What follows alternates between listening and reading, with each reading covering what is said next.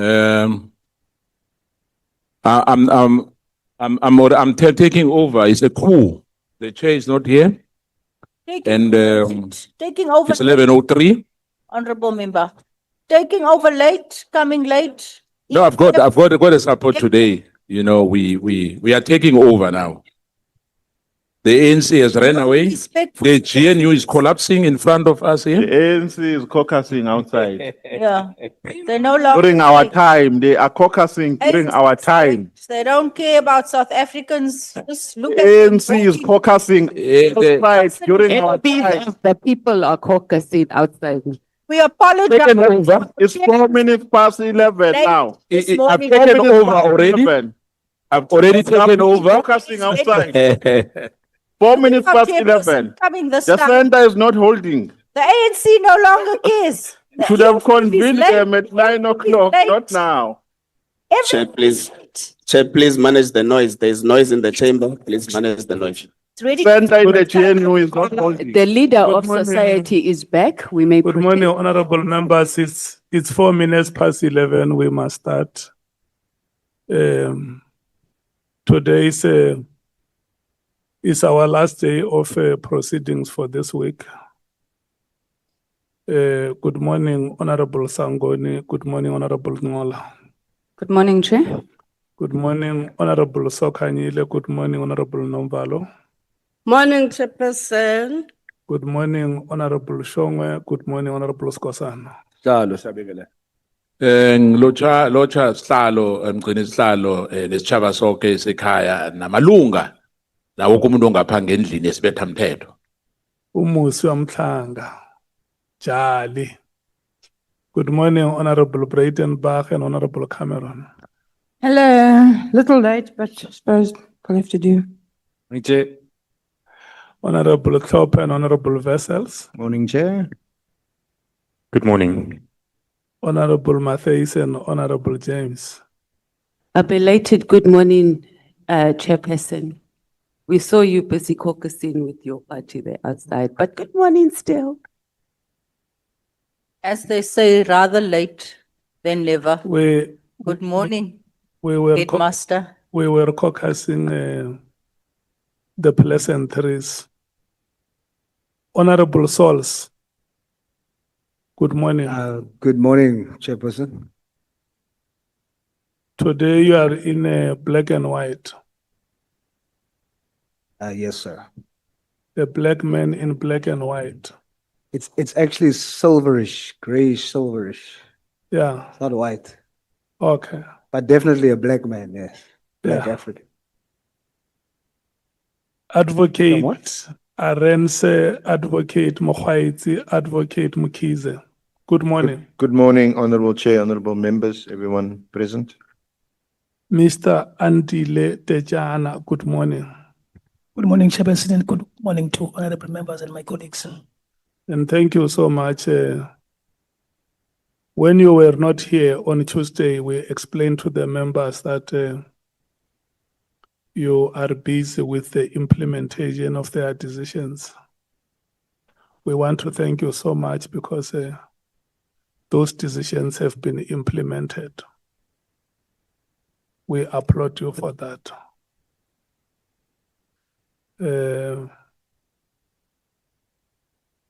Fellow honorable member, Honorable Dianne Barnard.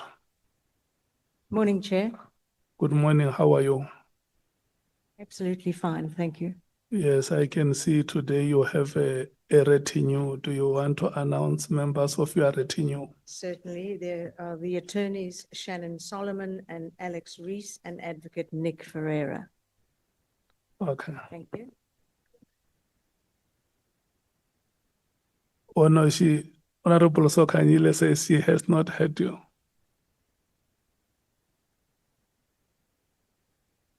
Okay, attorneys Shannon Solomon and Alex Rees and Advocate Nick Ferreira. All right, thank you. Solomons, Weiss and Ferreira. The staff of Parliament, good morning. the staff of caucuses of parties represented in this committee, good morning to you, and members of the media, a happy good morning to you all.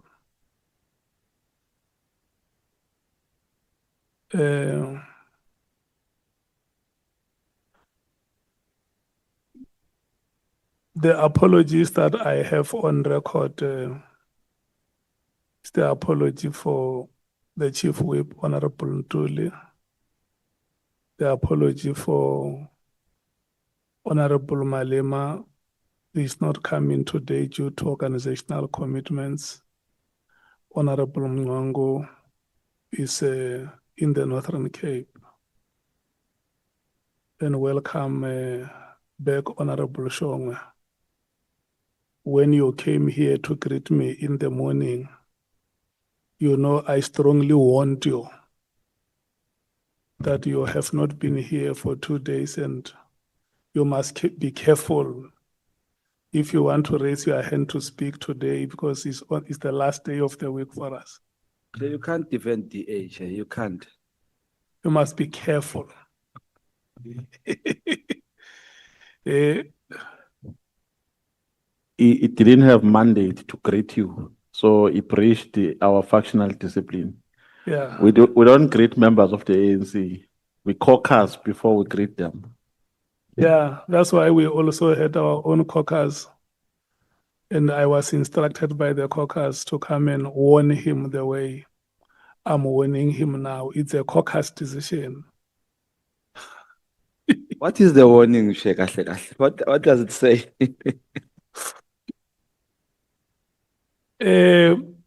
Honorable Mattheys. Thank you. Thank you, Chair. Just before we get into, your people are looking at me with very strong eyes. Before we get into the nitty-gritty business of today, just some housekeeping issues that we'd like to raise. I don't know if you'll take a decision that we discuss it after, because these weekly meetings are not getting, or we're not dealing with some issues, and we're closing now. So I would think that we need to be more conscious about the time that we have left. But what I would like to request, and maybe the technical staff in the meantime can do that, since we've started this committee, we've never been given a single minute copy of any administrative meetings that we have.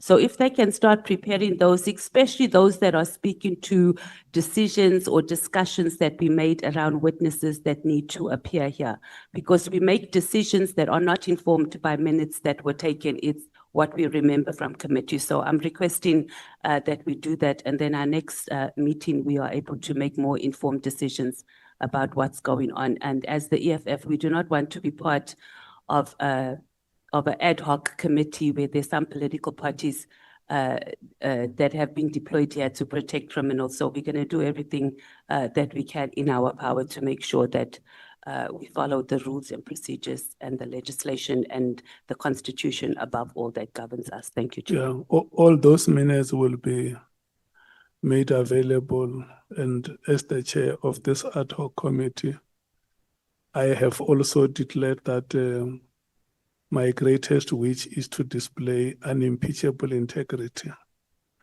And I also do not want to work with members who want to bring the political agendas to the work of the ad hoc committee, but commit themselves to saving the people of South Africa.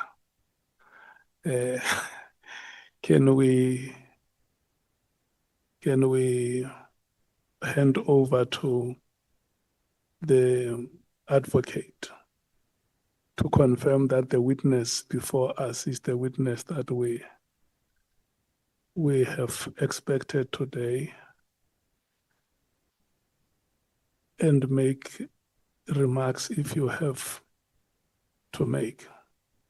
Thank you. Thank you, Honorable Chair, Honorable Members. Good morning, Ms. Kohler, Barnard. Chair, I can confirm, and I'm sure you know very well, and colleagues, she's now on the other side of the fence today. We have conferred. The statement was drafted by her and her lawyers. But I have been through the statement with her, and I can confirm it is properly commissioned, and she's appearing today to give her evidence orally. Thank you, Chair. And how long is the statement? It's 10, it's 9, and then some annexures. It's not a lengthy statement. But I suspect How much time are you going to need to? I think the exchanges might be much longer than the 10 pages. Probably until lunchtime, to be on the safe side. Okay, If that's 2 hours. yeah, I will give you an hour and assess after an hour how far you would be. And if you will not be done, we can stretch it to half an hour to 2 hours. Thank you, Chair. But let's agree that the latest by 1 o'clock, you must be done with the oral presentation. Honorable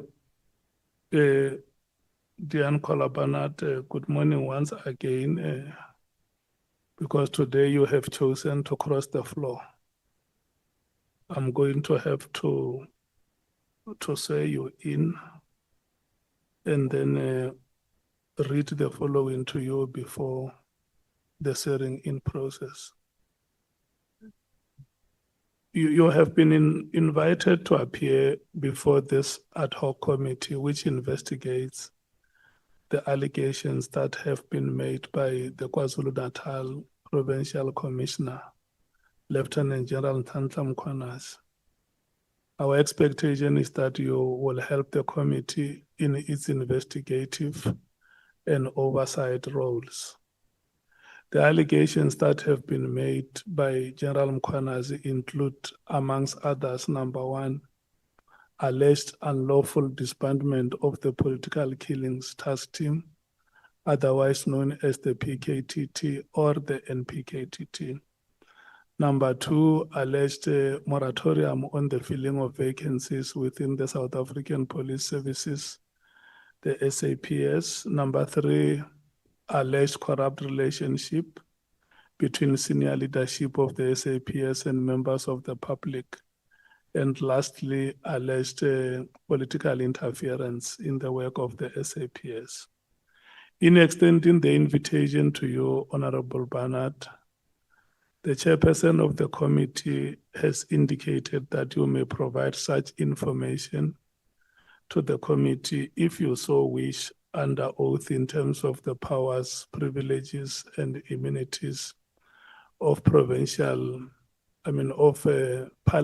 and Provincial Legislatures Act of 2004.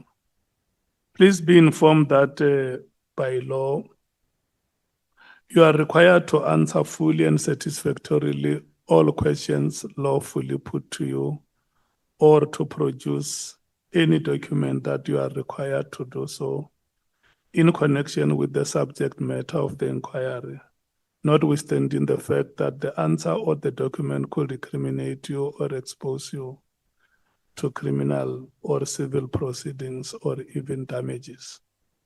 Honorable Kohler, Barnard, you are, however, protected in that evidence given under oath or affirmation before a House or a Committee of Parliament may not be used against you in any court or place outside Parliament, except in criminal proceedings concerning a charge of perjury or a charge relating to the evidence or documents required in these proceedings. Please be aware that in terms of Section 17, subsection 2 of the powers, privileges, and immunities of Parliament and Provincial Legislatures Act, a person who willfully furnishes a House or a Committee of Parliament with information or makes a statement before it which is false or misleading commits an offense and is liable to a fine or to imprisonment for a period not exceeding 2 years. You will be required to take an oath or affirm that the evidence you shall give is truthful. Which one do you elect? Would prefer an oath. You have opted to take an oath. Please follow me as I dictate. You say I and state your names in full. I, Dianne Kohler Barnard, Swear that the evidence I shall give say that the evidence I shall give shall be the truth, shall be the truth, the whole truth, whole and truth, nothing but the truth. nothing but the truth. And so help me God. So help me God. Thank you so much. Good luck in the presentation of your evidence. All the best, Advocate Arens and Thank you. Honorable Kohler Barnard. Thank you. Thank you, Honorable Chair, honorable members. Again, formally, good morning, Ms. Kohler Barnard. You have been a member of Parliament since 2004. It's a long time. Okay, I'm not going to debate that.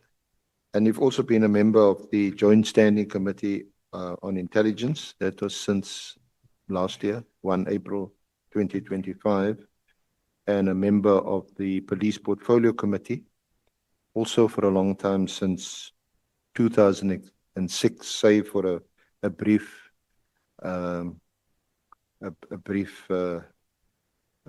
dalliance, is it, with the Public Works Committee from 2015 to 2017. And you also serve on this committee as an alternate member. Just before we proceed, as a member of the Police Portfolio Committee, just your general sense of what's unfolded since you've been sitting on this honorable committee and heard a lot of evidence. We're not going to debate technically what evidence means, but certainly information given to the committee via witnesses, live witnesses, written submissions. Thank you. Through you, Chair. I've seen this roll out over and over and over again. Certainly I and committee members, all the MPs here, many of them, have raised issues of the looting of state funds, misuse, misappropriation, of purchasing things worth nothing for a fortune and then pocketing the difference. We've done this, all of us, for many, many, many years.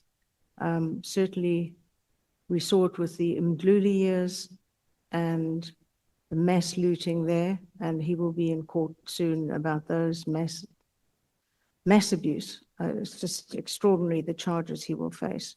So this has gone on year after year since I've been in Parliament. That sort of criminality, the use, misuse of hidden funds. And we've seen also those, for example, who tried to hold Mr. Mdluli to account. Oddly enough, we had Lieutenant General Mkhwanazi try to get rid of him when he was the acting National Police Commissioner. Glynis Breitenbach and the NPA did her best. They forced the withdrawal of that case, so she walked out. I was under attack, all of us, anyone who was having a go was under attack. And it took a very long time to hold people to account for that. I've seen suspensions of people, for example, Robert McBride, Dr. Dintwe of the Joint Standing Committee, now the latest IG, all suspended the moment they come out with information about criminality. Usually they get back in after a court case, they're found innocent, but it seems to be the knee-jerk reaction when one raises any information about possible criminality within the system. When you raise them in Parliament, in committee? Yes, I raise it everywhere I possibly can. And sometimes I feel I'm successful, other times I feel like I'm pushing a boulder uphill. So it can be very enervating to have to do this time after time, year after year, where you are saying, but I'm seeing money being stolen, misused, and you have millions in irregular expenditure. No one's ever held to account, ever, ever, ever. people are not fired, people are not gotten rid of, because people are making a fortune out of all of the departments. So one of the aspects of the terms of reference of this honorable committee is to advise, make recommendations to the National Assembly on how one restores trust in the system, in the criminal justice system, and more particularly in the police. And one would think that the portfolio committee and other committees like SCOPA would be entirely the appropriate place to raise these things, because you, and we are reminded of this daily by this committee, that you're there to represent the public, members of the public, because we know from various witnesses that have actually appeared this week, they've lodged complaints through the formal channels available to them, and they get no joy. It's going to be extremely difficult to regain the trust of the citizenry because of what has gone on, what has been revealed. As I say, this is not new. Much of what has been revealed has been going on for years, and many of us have been raising it for years with no response. And the frustrations that we heard about yesterday, where members have they've done all the right things, and most of them do. They go through the channels, they raise it with the correct people, and a blind eye is turned. So yes, I think, at one stage, I just said, fire everybody and start again. Vet them again, make sure they haven't been looting. But it's very hard to work out where exactly South Africa turns now, because while you have literally thousands of fantastic police officers who will take a bullet for you, you have that core element who are just there to loot. And it is heartbreaking to see, because you have police working in police stations with virtually no resources. I went in Wentworth the other day in eThekwini. The ceilings had fallen in, and the detectives division, 6 of the officers were shot, and one man said he sat with bird lice falling on his head while he worked. Appalling conditions, and yet the money's being looted hand and fist, and it's very destabilizing for those inside who want to do the right thing. And so, since you also now serve on the Intelligence Committee, the Joint Standing Committee on Intelligence, has that perspective of yours, has it gotten worse? Has it been confirmed now that you know things that all of us who don't know or haven't heard of, or haven't seen? Sometimes I hear things that are very distressing, but of course what you hear there stays there, and for very good reasons. But my years on the Police Portfolio Committee have given me a very clear mandate, to my mind, that I'm there to unearth corruption and reveal it wherever I can. The Joint Standing Committee is a very strange committee in that you take nothing in, you take nothing out. You never stroll out with some classified documents. It's impossible. It cannot happen. It's very tightly curated. So what goes there and the information given there stays there, and for very good reasons in many instances. So yes, sometimes it's what you hear, and thankfully one does hear the progress that's being made, and that's very heartening. But of course it must stay in that committee. And you also enjoy top security clearance as a member of that committee. I don't enjoy it, but yes, I went through the process. Technical term. Sometimes it's used in another context. Anyway, but we've heard evidence here, and there was a bit of a difference of view. There was a witness here yesterday who, subject to him applying for permission from the DG to appear, because he served in the State Security Agency. But we've heard evidence here selectively from crime intelligence, about crime intelligence. I'm not sure whether you were present when Mr. Shlingwani gave evidence. And it was extraordinary. He actually didn't get security clearance. He apparently went through all the hoops and hurdles, but then what eventually wasn't. But he controlled that secret account. Remember that his evidence was in relation to when he was approached for the grabber. And he's also, well, not quite implicated, but he's also involved in another matter against Mr. General Pashlani, where he did he says he didn't authorize the tender, but he was asked whether there's sufficient funds, and he said yes, that's what he did. But anyway, that's the kind of, I'm just contextualizing the very important role that he played, but yet, one, he didn't have security clearance, and two, we hear this from him and other witnesses. The vetting, the clearance, has been a massive issue for as long as I've been here. When I finally convinced the powers that be that there should be, for example, lifestyle audits on all the top structures, many of them just refused and walked off. Many of them won't do vetting. They simply walk off, and there's zero control. But in crime intelligence, it's the same. There's a backlog. They don't have sufficient people to carry it out. And it's a huge issue when you have people dealing with classified information with no clearance.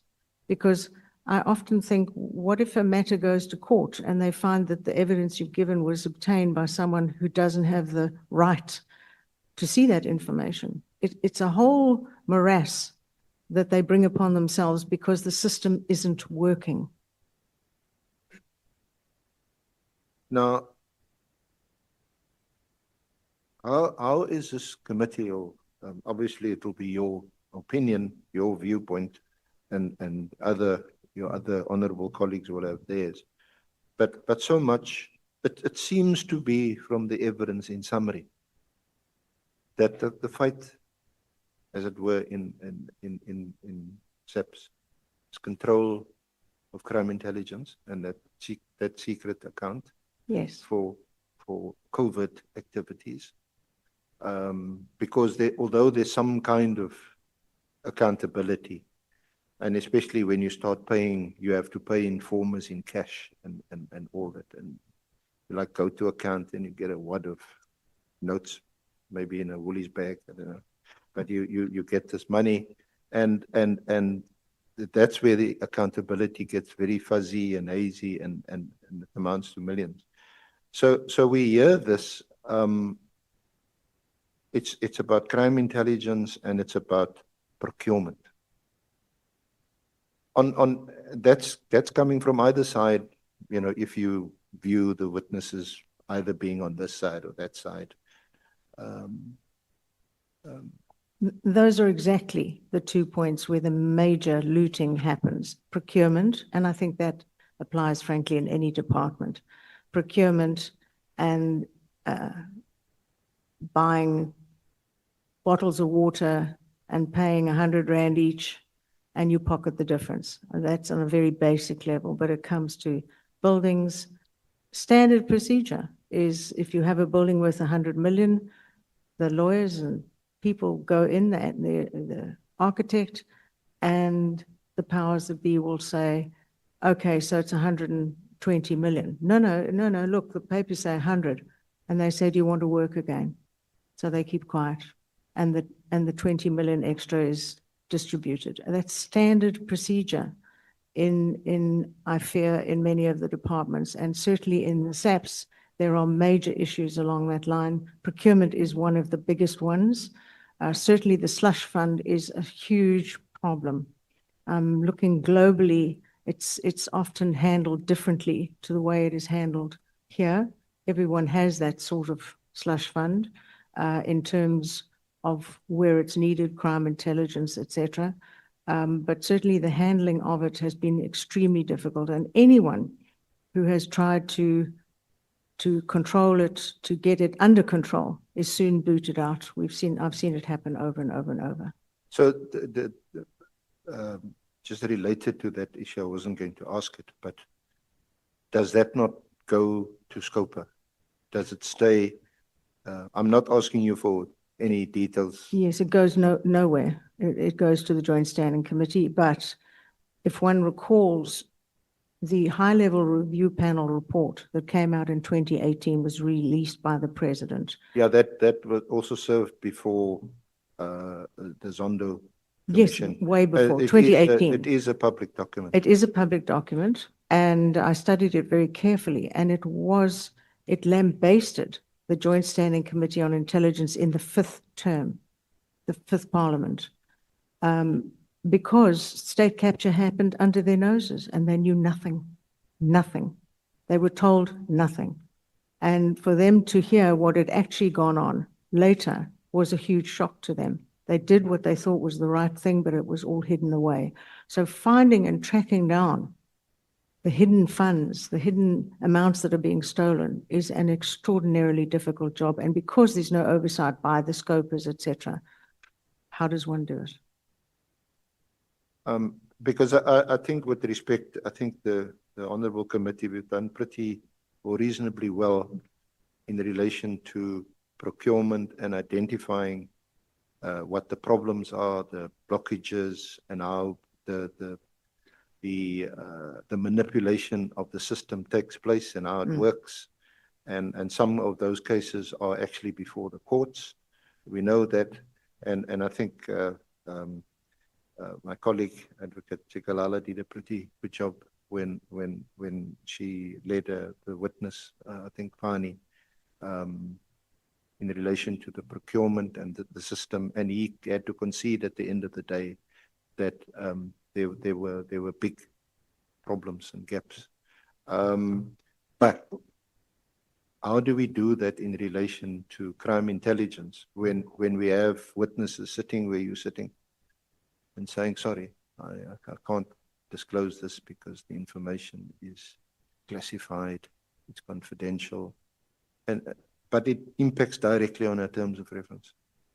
It falls down to two structures. That would be the Joint Standing Committee of Intelligence, who can only do what they can only interrogate what they're given. So what's hidden away, we can never find. But the Inspector General of Intelligence has the ability to demand any information. That is the level of his clearance. And we've had wonderful Inspectors General of Intelligence. Previously Dr. Dianne, but he was of course suspended for a while and then put back. We have the current one who has just also been suspended right after he'd finished his report into this matter. So they do the best that they can, and I think they're on the whole honorable, honest people. But of course, the forces against them are inordinate. But they are the ones who are supposed to unearth what is happening at that level. Did the now suspended Inspector General, did he appear before the committee? Frequently. Did he appear just before or after he was suspended? I saw him before. Do you know the reasons? I obviously don't want to get into the detail. Do you know what the reasons are for his suspension? I do. And has the committee inquired into it? I can't speak about what goes on in the committee. It's not up to me to say that. I didn't mean to get any detail because I don't know. I asked for copies of a report that appeared on News 24 on the 29th of January. Okay.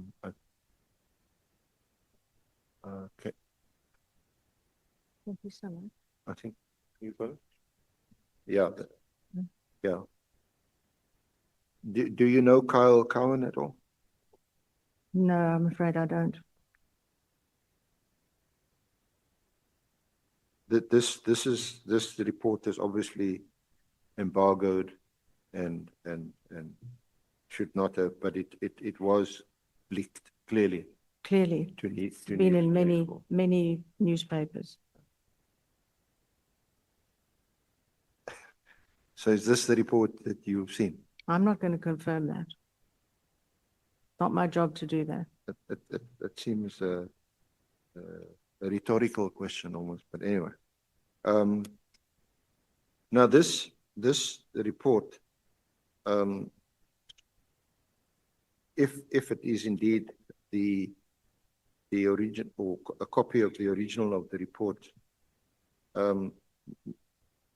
contains some really serious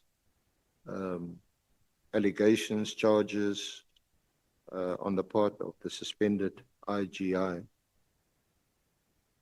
Do you agree? Indeed, it does. I mean, I'm just talking about What's in this that? what's Yes, indeed. in here. And it also references some, in fact, the page references, but there's a paragraph which says the Secret Service account has been abused without reference to this.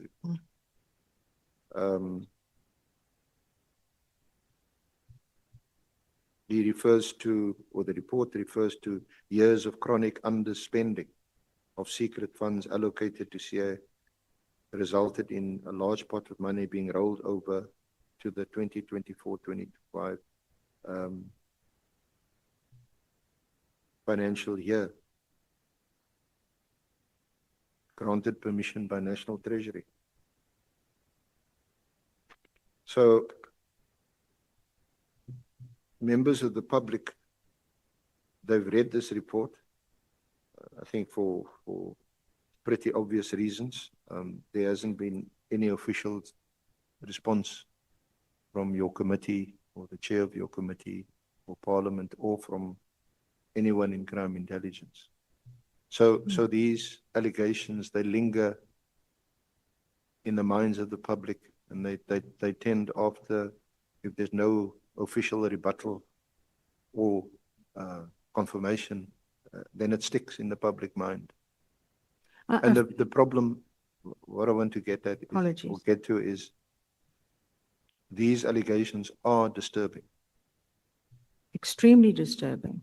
I was concerned that the previous Minister of Police, when questioned about the only two properties that I knew of at that stage, said it was under investigation and that report will be available to all in due course. He said that in Parliament. So it's a pity it hasn't been released, but obviously it's being leaked somewhere. Okay, Honorable Kohler, Barnard. So.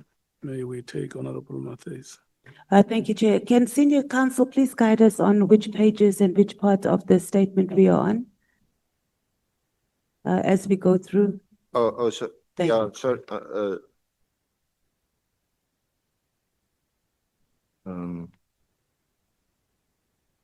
Honorable Matthys, unfortunately, the document was just printed a short while ago, but it's not paginated. Maybe let me just want to.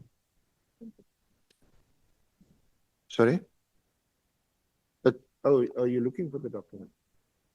It's a hard copy. It's a News 24 article. I thought you had all received it. Sorry. It's yeah, but is it the page or the article?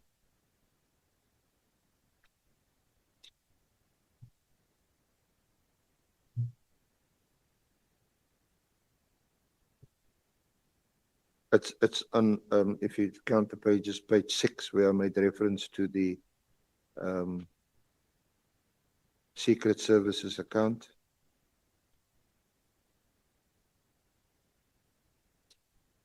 Yeah, they're not numbered. Chair, we've got documents and the pages are not numbered. What must happen? Because we can't follow the testimony.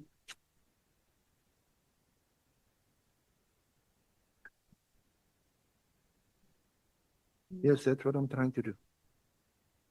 If we can just get some assistance, just count the pages and 1, 2, 3, 4, 5.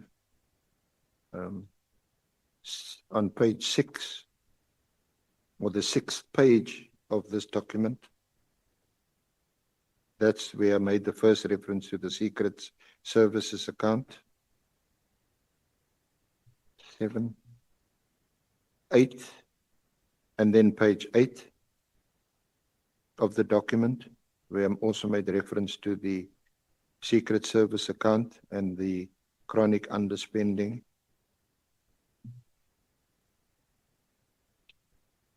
And then I want to refer to page 10 of the document.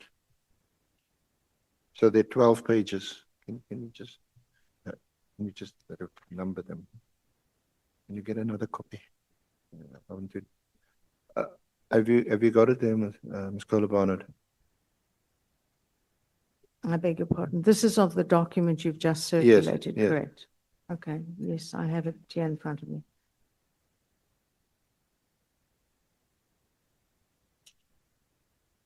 So on page 10 of this document,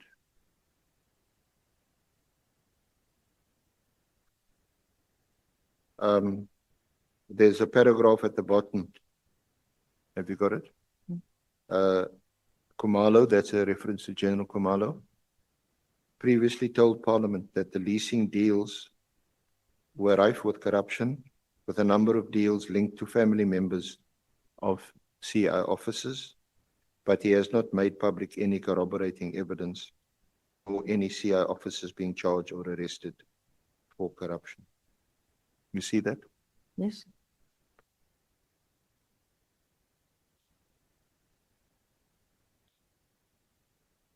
Can you confirm that?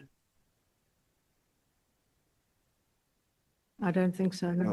Or was it not you've also served on the portfolio committee of police? Yes, indeed. Was But- it not your experience while you were in that committee? The budget is divided into two. One section covers the secret account and the rest is open to the public and would be in a committee such as this to be interrogated. Yeah.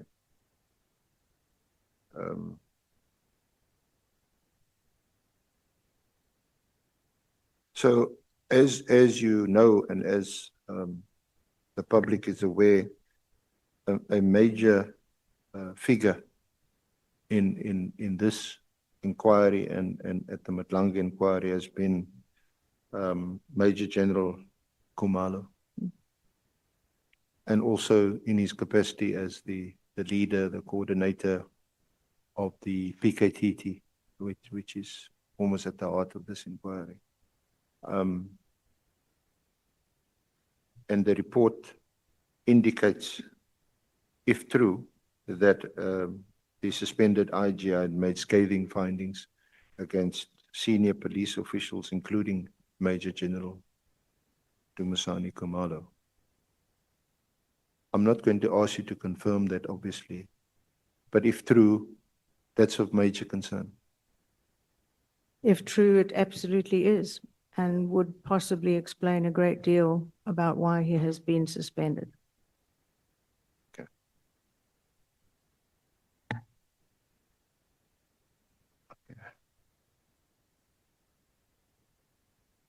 Now, you might be relieved that I'm going to move off this report, but I'm sure some of your colleagues might ask you some questions later, because obviously it's near impossible to interrogate the report with you serving on the Intelligence Committee. The allegations made by General Nkwenazi on the 6th of July,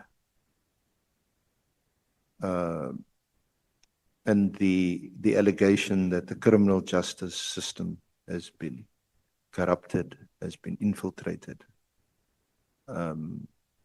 Were those allegations new to you? Were you startled? Were you surprised, or was it? Or rather, let me ask you, what is your view on it? I think there have been rumors for some time. People get irritated that their cases take so long to come to court. Perhaps the backlogs in the courts are an issue, but the very fact that, as you just said, there are certain people in court as we speak, having been charged for abuses of funds, is a very positive step. I got very frustrated with the outcome of the Zondo Commission, in which we heard about certain people walking out of state security areas and others with suitcase loads of money. And still, I kept saying, where's the action? When is something going to happen? When's somebody going to be held to account? But I think finally, and we all know the wheels of justice grind so incredibly slowly, finally people are starting to be held to account.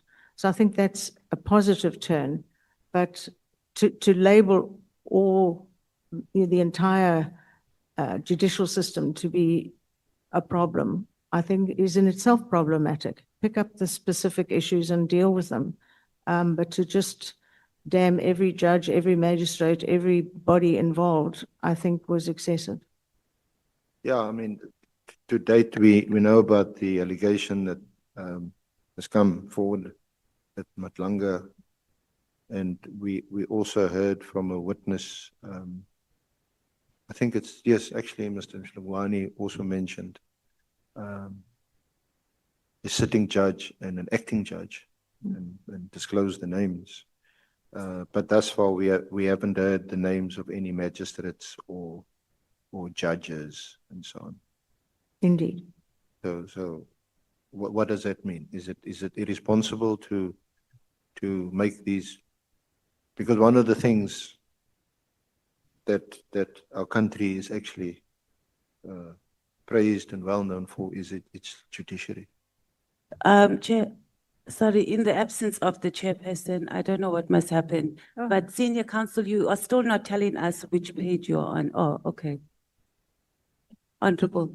Okay, I think the senior Acting Chair, counsel, because we don't know, we don't understand where we are on, which page we are on. So senior counsel, I'm begging you, please say on paragraph what are we here on paragraph what, so we can follow exactly which part of the statement we are dealing with, because we're leading evidence here, please. Honorable Matisa, are you referring to the statement or the attachment? I don't know. That's what I'm saying. We don't know. Senior counsel, we keep asking him, please tell us, are you on the attachment?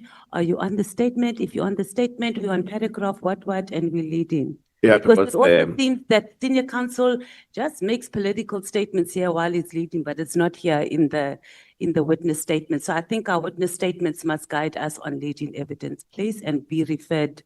Okay. I don't think we're asking for too much, Acting Chair. Okay, senior counsel, can you help us with this? The statement is in paragraphs. So please guide us through the paragraphs. Which paragraph are you dealing with? So when the attachments that are attached with the statement, two are actually numbered DKB1, DKB2, DKB3, DKB4, up to 9, I think.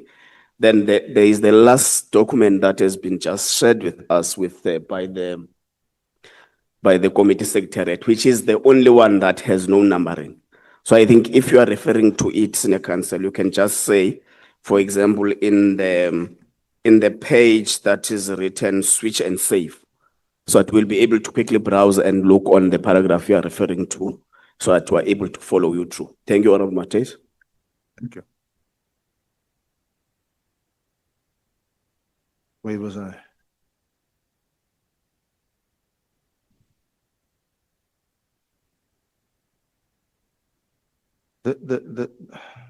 I don't know why I must explain a line of questioning. Where we stopped was Honorable Kohler Barnard's membership of these committees, and the questions that arose are incidental to a membership of those committees. We know we constrained and restricted Honorable Acting Chair on asking questions around the Joint Standing Committee on Intelligence. Related to that was a last-minute article which would ordinarily be in our exhibit bundle, which has been copied to the honorable members, and questions were asked in relation to that document. We had a problem because those pages were not paginated, and then we simply counted, and I asked for an indulgence for committee members maybe to mark the pages themselves.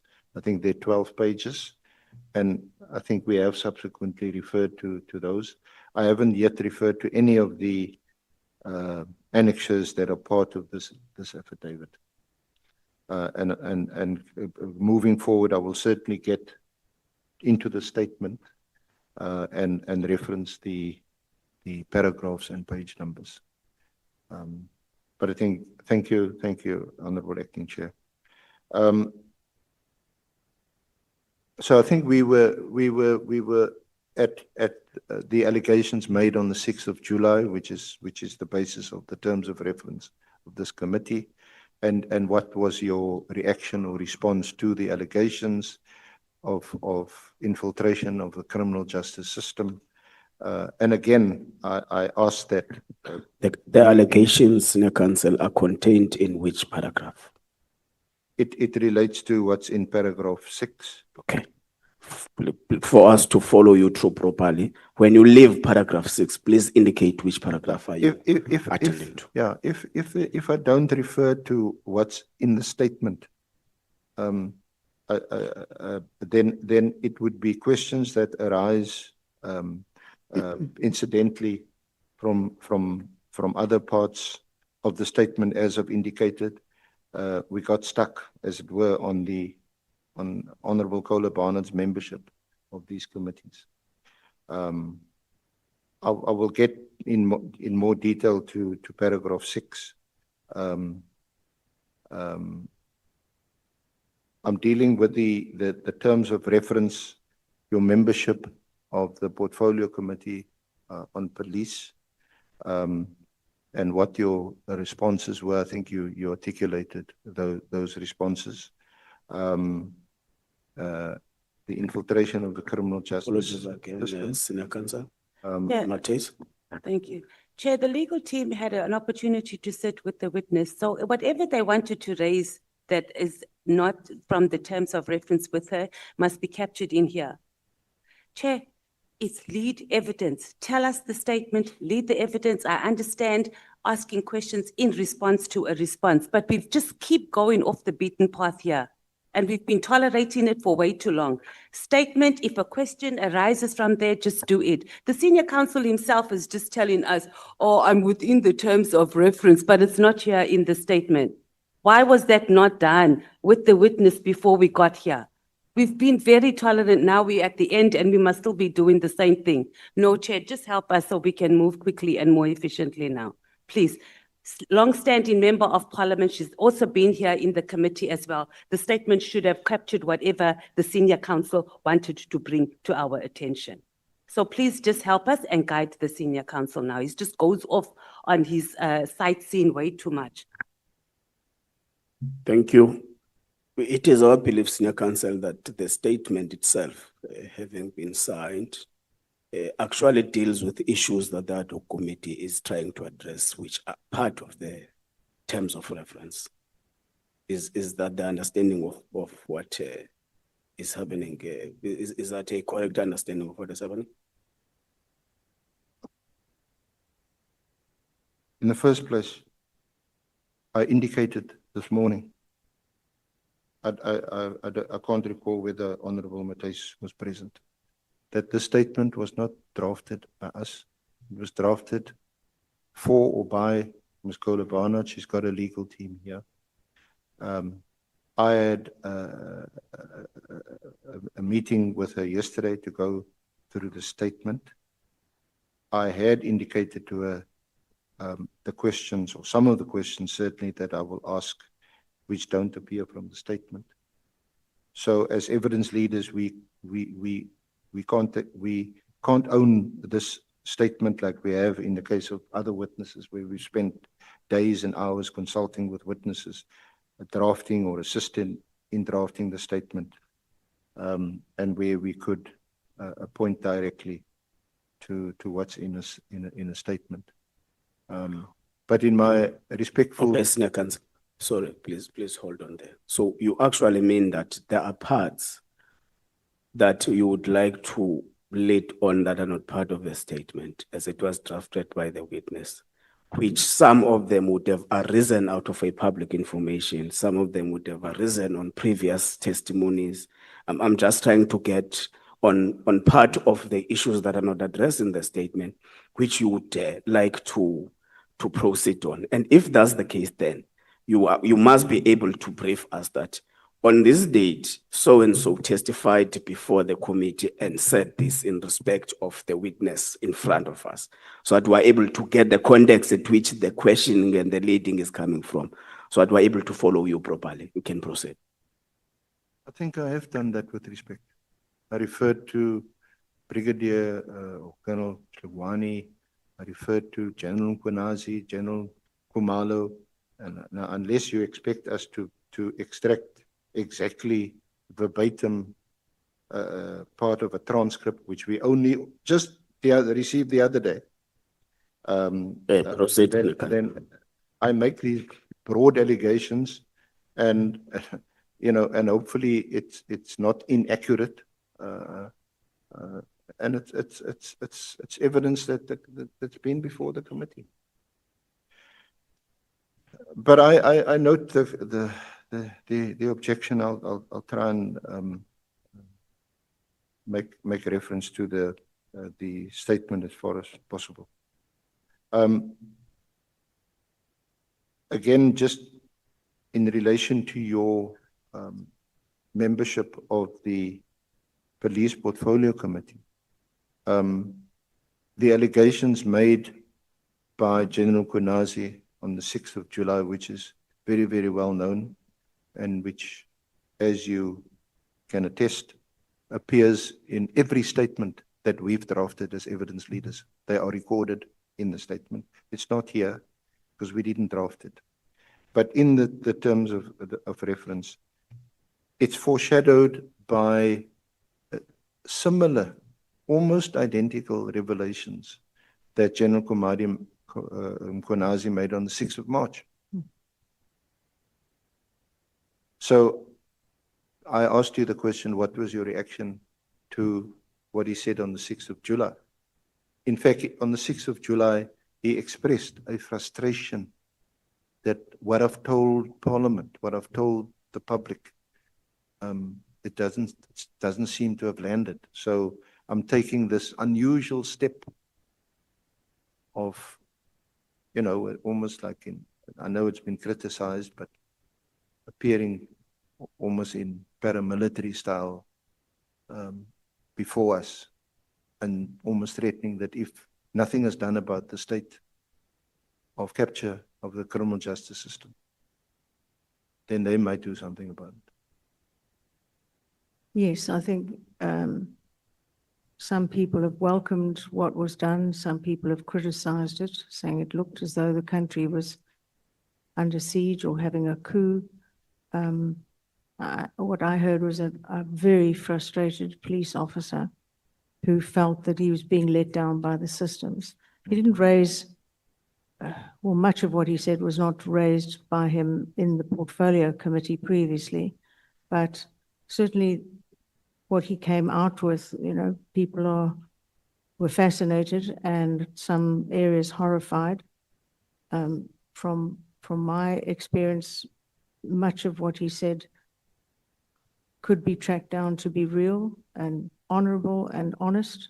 Other items I was a bit cautious about and thought, I need to see proof on this or that. So I don't know what the ramifications will be of him doing what he did, whether he's seen as a whistleblower or what his status is and position. But he made them and now we're looking into them. That's what this committee is doing. So, that is by way of a background that leads us to paragraph 6 in your statement. Are the allegations made by Lieutenant General Konazi directly against you, accusing you of revealing certain classified information as a result of your membership of the JSCI? Yes, Do you want to deal with them in paragraph 6? I think we might as well. In 6.1, I would like to just make a small correction where he did not, in fact, during the press conference, name me specifically. I look back, he just simply said politicians. That actually came up on the 17th of September and again on the 7th of October here in this committee. I believe that he thought I was a leak out of the Joint Standing Committee on Intelligence and it leaked all this information. However, the Joint Standing Committee on Intelligence did not exist at that stage. It was only put together on the 1st of April. So all of this happened way before. And of course, I have no idea how the information about initially the hotel came to be in the newspapers. Yeah.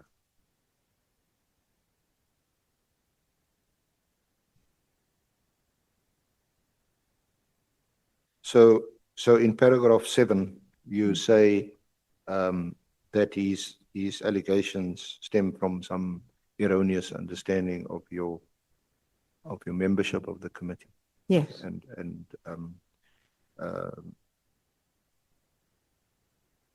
that the information that you did disclose first was already in the public domain, and second, you say they relate to a period before your membership of the JSCI. Indeed.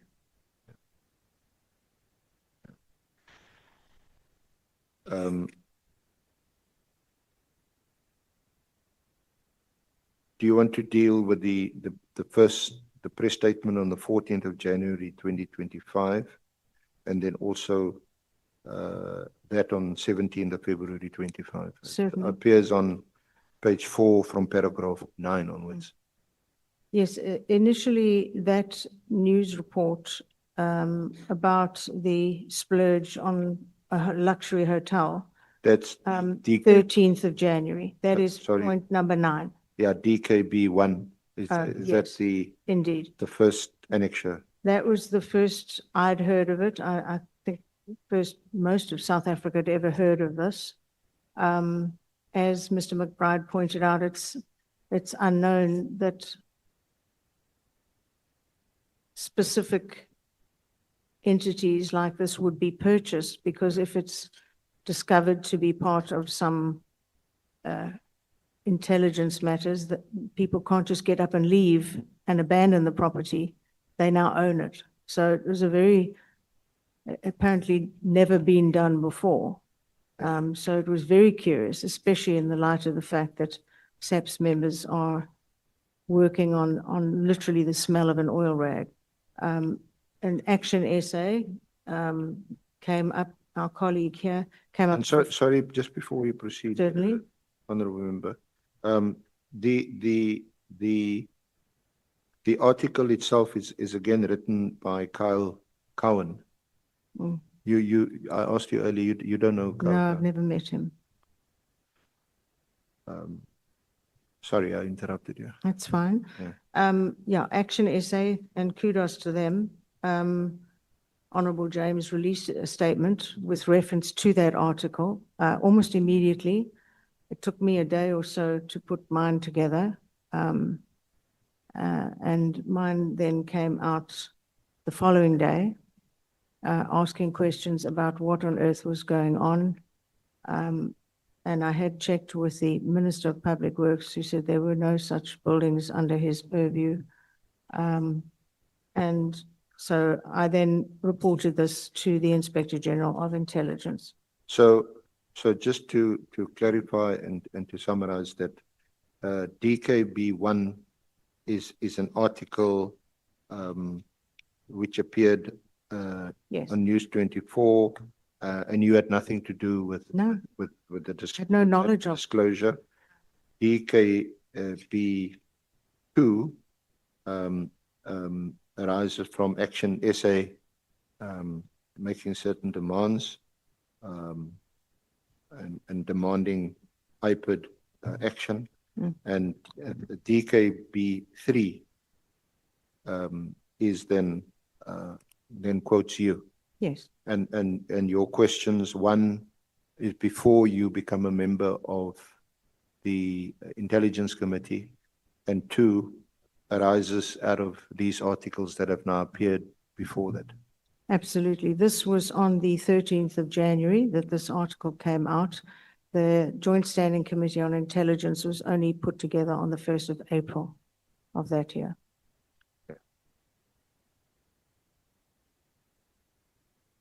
Then on the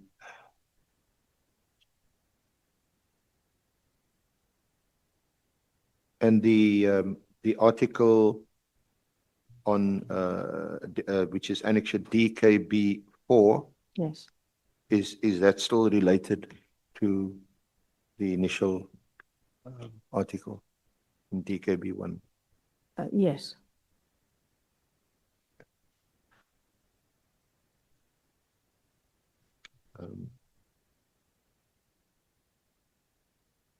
Can you perhaps elaborate on DKB4, which you do at paragraph 12 of your statement?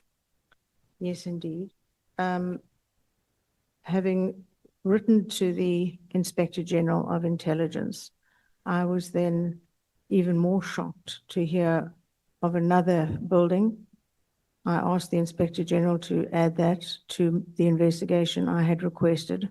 The Minister said in Parliament he had also requested an investigation from the Inspector General. Not privy to who else may have done so, asking him to investigate, because it was such an unusual and peculiar situation of expenditure for an entity that basically had never done such a thing before for very good reasons. So yes, I asked him to investigate the matters, which he duly did. And that request would be at DKB 6. Yes.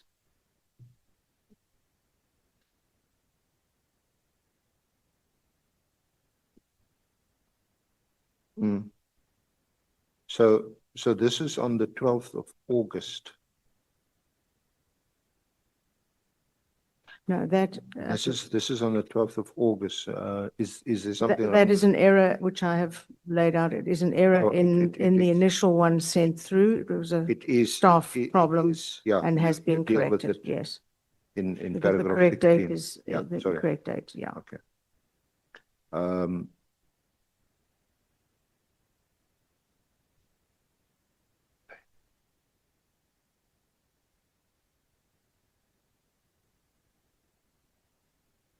Okay. So the letter that you write in August of last year, that is now after you become a member of the As I say, I committee. think this, You became a member on the 1st of yes, April. this is dated incorrectly, as I recall. 17th of February. Oh, the letter is misdated, but Yes, it was it's only sent. misdated, and was done so by a staff member, but it definitely went through on the 17th of February, Yeah. 2025. Is there anything you want to highlight in? Sorry, that I was just pointed out that is clarified apparently in paragraph 16 Yeah. of the affidavit. Yeah. Thank you. Is there anything in that annexure DKB 6 that you wish to raise or highlight? It was only that the date was nobody noticed when it went out that it was the wrong date. Which I clarify in my affidavit.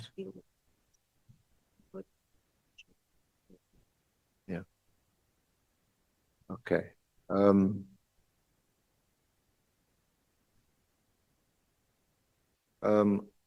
Then is there anything else you want to highlight or mention in that section from paragraph 15 through to 21 that I may have omitted to ask you? You do conclude at paragraph 21 that there's no merit in Lieutenant General Konasi's allegations that you Absolutely. obtained knowledge of the two property purchases. Yeah. Yeah. I was not a member of the Joint Standing Committee of Intelligence. It did not exist. In fact, it took a full year to be established, during which time there was no oversight by Parliament over the intelligence, three intelligence bodies. I was not a member. I was a member of the Police Portfolio Committee. And so I was speaking in that capacity because I was shocked at what was being revealed. So if we could just move on to the other section, the parliamentary questions of 5 March and 26 March. DKB 7.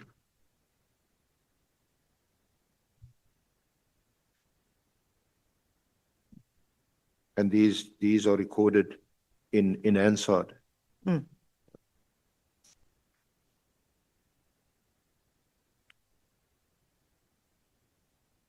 Do you want to deal with them at all? It's from paragraph 23 onwards. Yes, the only questions I asked were about the two properties, in the information of which was already in the public domain.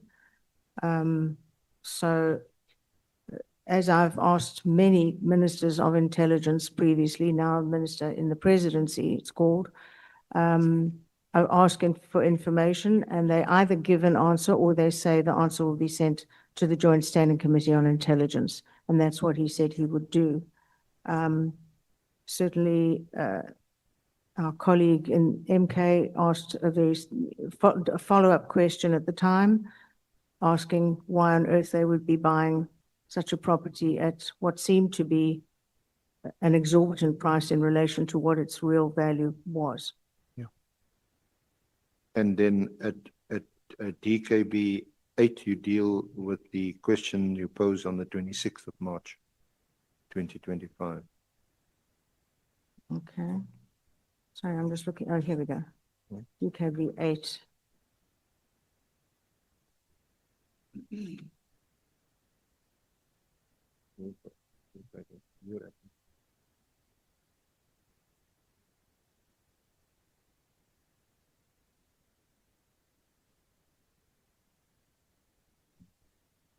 And that was the question, yes. Sorry, in DKB 8. Did you not have an opportunity of raising these questions in the police committee instead of taking it to the media? Well, I took it to Parliament in oral question time, where you specifically put questions to any of the ministers and they answer you in the House, in the chamber. So that's what this was. One also has the option of writing questions, but this happened to be oral question time. So they answer immediately. Thank you. Then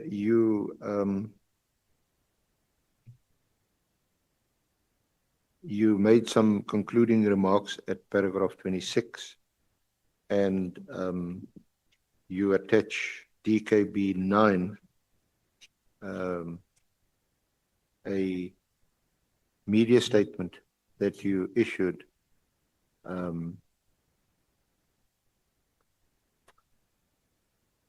You want to discuss that? Certainly. I believe that his theory was that centered around the fact that he believed I was a member of the Joint Standing Committee on Intelligence. And once I corrected that erroneous belief, I felt he owed me an apology, because you can't leak out of a committee that doesn't exist. So I was not happy that I'd been labeled basically a criminal, when in fact I believed I was doing my job that every MP has to do, which is oversight, an oversight role. That's the biggest role that we play, is doing oversight over the entities we work on, the committees we work in. It's our job. Did you hear it all from General Mkonazi? No, he has my phone number. He didn't, he could have asked me beforehand. He chose not to.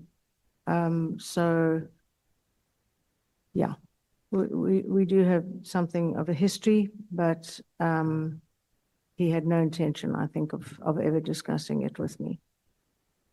He hasn't appeared, he appeared before us Yes. here in this honorable committee. But in the police committee itself, has he appeared since? Where you could have raised this with him? Not that I'm aware of, but certainly when he came before this committee, the allegations were toned down somewhat. There were no longer allegations I was part of a criminal syndicate or that sort, or broken the law, which would have been leaking out of the committee. But he was still markedly furious, and you could see he was saying that all MPs had their, everyone in the room, I don't know who all that included, had their devices monitored by crime intelligence. Made many claims, but I knew I had not ever leaked out of a committee that did not exist. Okay. Then you in your conclusion at on page 9, paragraph 29, you state that you've never seen classified documents outside the JSCI. And as you mentioned at the outset, these documents are carefully curated and never leave the room of the meetings where these committee meetings take place. They absolutely are. They're numbered. You go in with a pen, maybe, you leave with a pen. Nothing goes out of any of the JSCI meetings. And I was shocked to hear that Honorable Adams had in his hand classified documents. I can't begin to imagine how he got hold of them, but we all know what he did with them. We just, as regards Honorable Adams, we have extended an invitation to him to consult with us, to perhaps appear here today after you gave evidence, but I believe he's been involved in the by-election, some party work. We'll definitely raise that with him.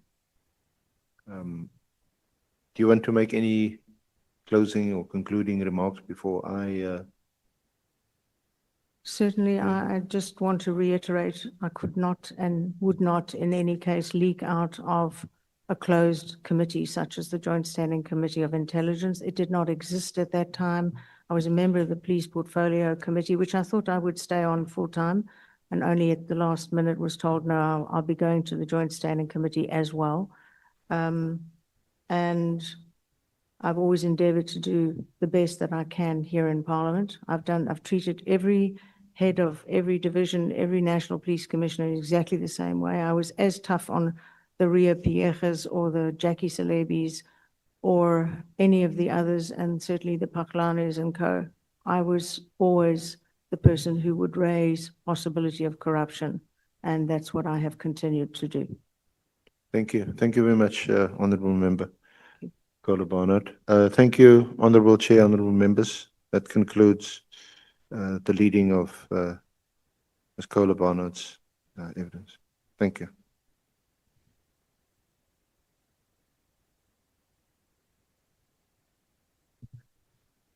Thank you so much, Advocate Dianne. Thank you so much, Honorable Kohler Barnard. I'm allocating 20 minutes per member.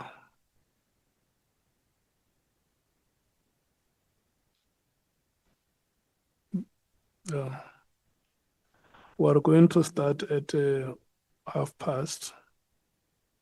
Can I check those who want to speak today so that I can be able to arrange the time accordingly? Honorable Sangon in the ANC, how many wants to speak? 2, Chairperson. Okay, 40 minutes. MKP. All of you. 1 hour. DA. 1, Chair. 1. We won't need more than 10 minutes. Okay. And then Honorable Vessels. Okay. Honorable Souls. 30 minutes. Eh? 30 minutes. No, I want to check if you want to speak. I'm allocating a flat amount of time today. I would like to speak, Chairperson. Okay. Honorable And Matthijs. then if you would allow me, I have a point of personal privilege or explanation. If you would. Honorable Matthijs. Chair, on a serious note. Yeah, no, let me check with those who want to speak first. Okay. Honorable Matthijs. No, the EFF has nothing to ask, Chair. Okay. Joking. Yes, we do. Thank you, Chair. Look, there is a red color on my waistcoat. There is a red color on my waistcoat. And this coat is 20 years old. Yes, it's by coincidence that when the EFF was formed, this coat, this red color has always been in my wardrobe. Honorable James. Yes, Chair, I'd like to speak. Okay. So we have roughly about 3 hours of speaking. Honorable Souls, I'm going to, you request how many minutes?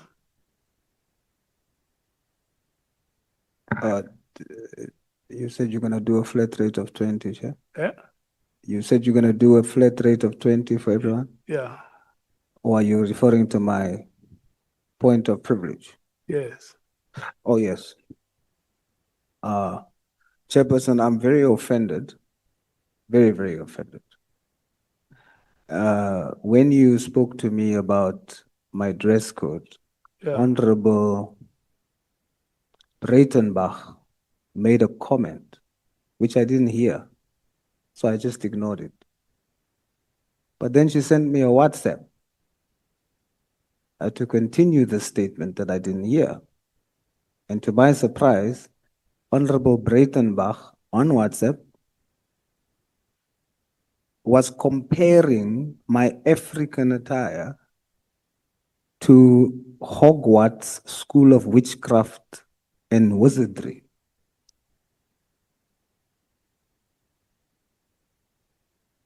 And I'm shocked that the House is laughing and finding that humorous. My African attire. And then I was saying to her, I'm not following. What is this? Then she sends me another link with a picture of Harry Potter. Yeah. Let me do this, Honorable. So I'd like to say, Chair. Because it's a private conversation, it's a private No. private WhatsApp conversation. No. You see, Chair, the last time the same thing happened. You said to me, I should wait, and then I should wait for the appropriate time to then bring it up. When it happened the last time. Yeah. I now did what you said. I waited to bring it up. It's incorrect for the honorable member to liken African attire to witchcraft. Yeah, no, it's wrong. I agree So with I you. demand a public apology and withdrawal from the honorable member. Okay. When the honorable member comes back, I will tell her. Thank you, Chairperson. Thank you so much. Yeah, but, and then here after I would have, thereafter, when I would have done that, I'm going to request you that your private conversations must end at that level. Chair, you are further disappointing me. That was not a private conversation. It Okay, was not a private conversation. okay, I bring it to the house because it will affect how I operate here because I'm offended. Now I'm Okay. saying let's address it, let's clear it up. It's not small. okay, So you wear African attire, these things has meaning. You liken it to Harry Potter and witchcraft. okay. No, Not private, it's wrong. I heard your concerns. We must be proud of our Africanness. Okay. Can we start, Honorable Sangwen?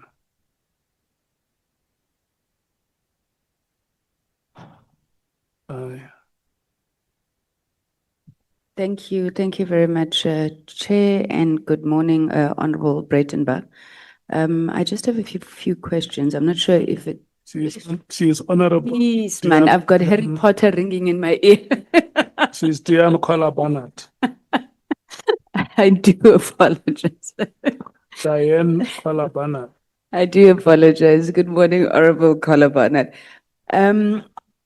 I think that the first issue that I wanted to raise with you is around I suppose the essence of your argument around the JSCI and the fact that it was only constituted, I think you said, I may not have the date now, but March, April 2025.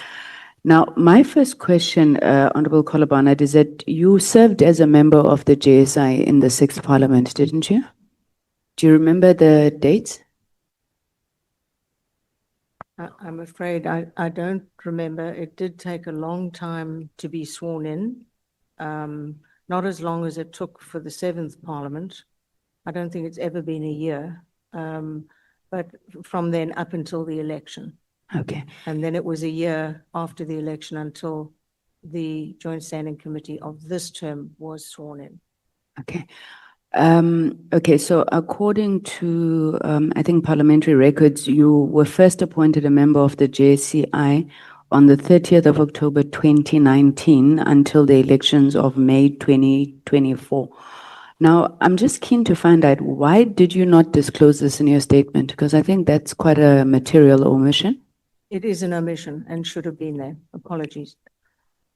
Okay, so when you then joined the JSCI in 2019, it's correct to assume that you would have taken an oath to secrecy in 2019 when the JSCI was constituted. Okay. Absolutely. One swears an oath, and in the understanding, you do not leak information out of that committee. Does the oath expire with the end of the term of the JSI? Yes, it does. Otherwise, you wouldn't have to be sworn in a second time if you join the committee again, which you are.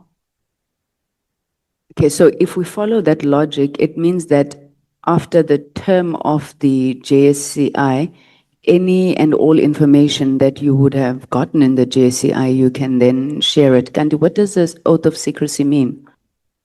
No, it does not mean that, if I may correct you. It means that what you hear in that committee stays in that committee. One doesn't want to endanger the country by revealing what you've heard at any stage. But what happens outside of that committee, of course you can comment on. It's quite separate. Okay.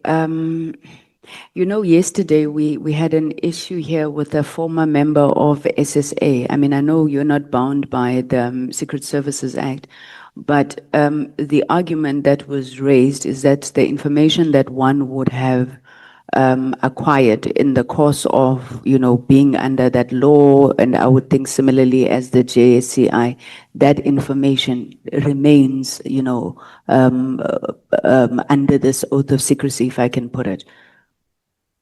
I think it's possible that the consternation was that they did not know what he was going to say. Robert McBride revealed he's also in the SSA. He was not held to any, there were no letters involved there. So perhaps it was that they didn't know what he was going to discuss. I don't know.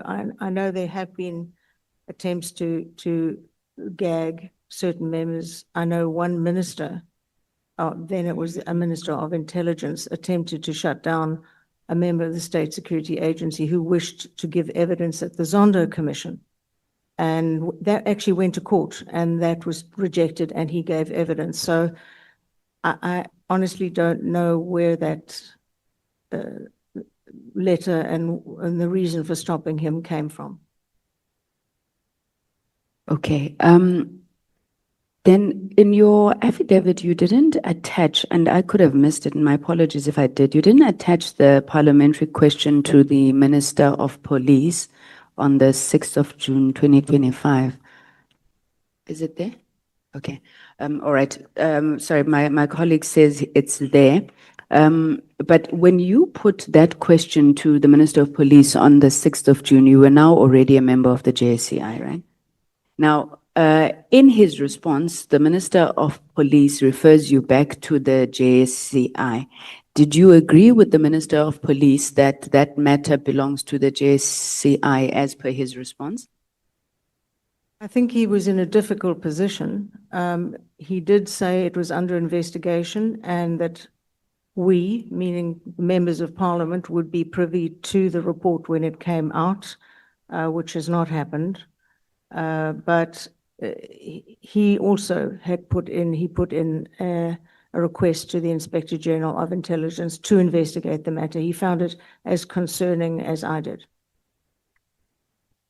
Okay, so being an experienced member of the JSCI and having received that response to the minister, don't you think that that question you should have raised it in the JSCI rather than to the Minister of Police in an open platform? The questions I raised were only in relation to the two properties that were in the public domain. I most certainly didn't refer to anything else. I had no idea of the magnitude of the situation. That only came out once the Inspector General had revealed his report within the committee. Honorable Kohler Barnard, you know, you spoke about all the work that you've been doing over many, many years and obviously, you know, experience that you would have on intelligence matters. And you then at some point spoke about, you know, some things would be kept within the JSCI for fitting reasons. Now, this issue of these properties, and the one, I know that there's even an address that's put on there. When you consider it, you don't think that there's fitting reasons or that would compel you to handle these matters in a different way. And what I mean by that, I mean, I've heard you raise your issues around corruption or the perception of corruption, but you would understand the criminal justice system well, you'd understand criminal intelligence well. Do you not think that, and I think General Mkhwanazi alleged this, that you were putting legitimate police operations into jeopardy by going public around some of these issues? Absolutely don't. I'm not here to cover up things. I'm not here to certainly cover up anything I believe has smells of corruption. It's not my job. My job is to hold them to account. And every single question that was being asked of me and information that was being told to me was that this was a huge issue, which in fact, and I feel fully vindicated by the report by the Inspector General of Intelligence. Okay, all right. I don't want to stray into that because I wanted to ask what was the point of contention? Was it the buying of the houses? Was it the value of the houses? What was the issue? I can only refer to the two properties that were in the public domain at that time. Obviously, this report is leaked everywhere now, but let me not refer to that. Yes, the issues were the costs, what possible use they would have for a boutique hotel when their officers were literally working on the smell of an oil rag with no resources, and money was taken away in order to buy properties which had never been done before. There was huge consternation about why this had happened.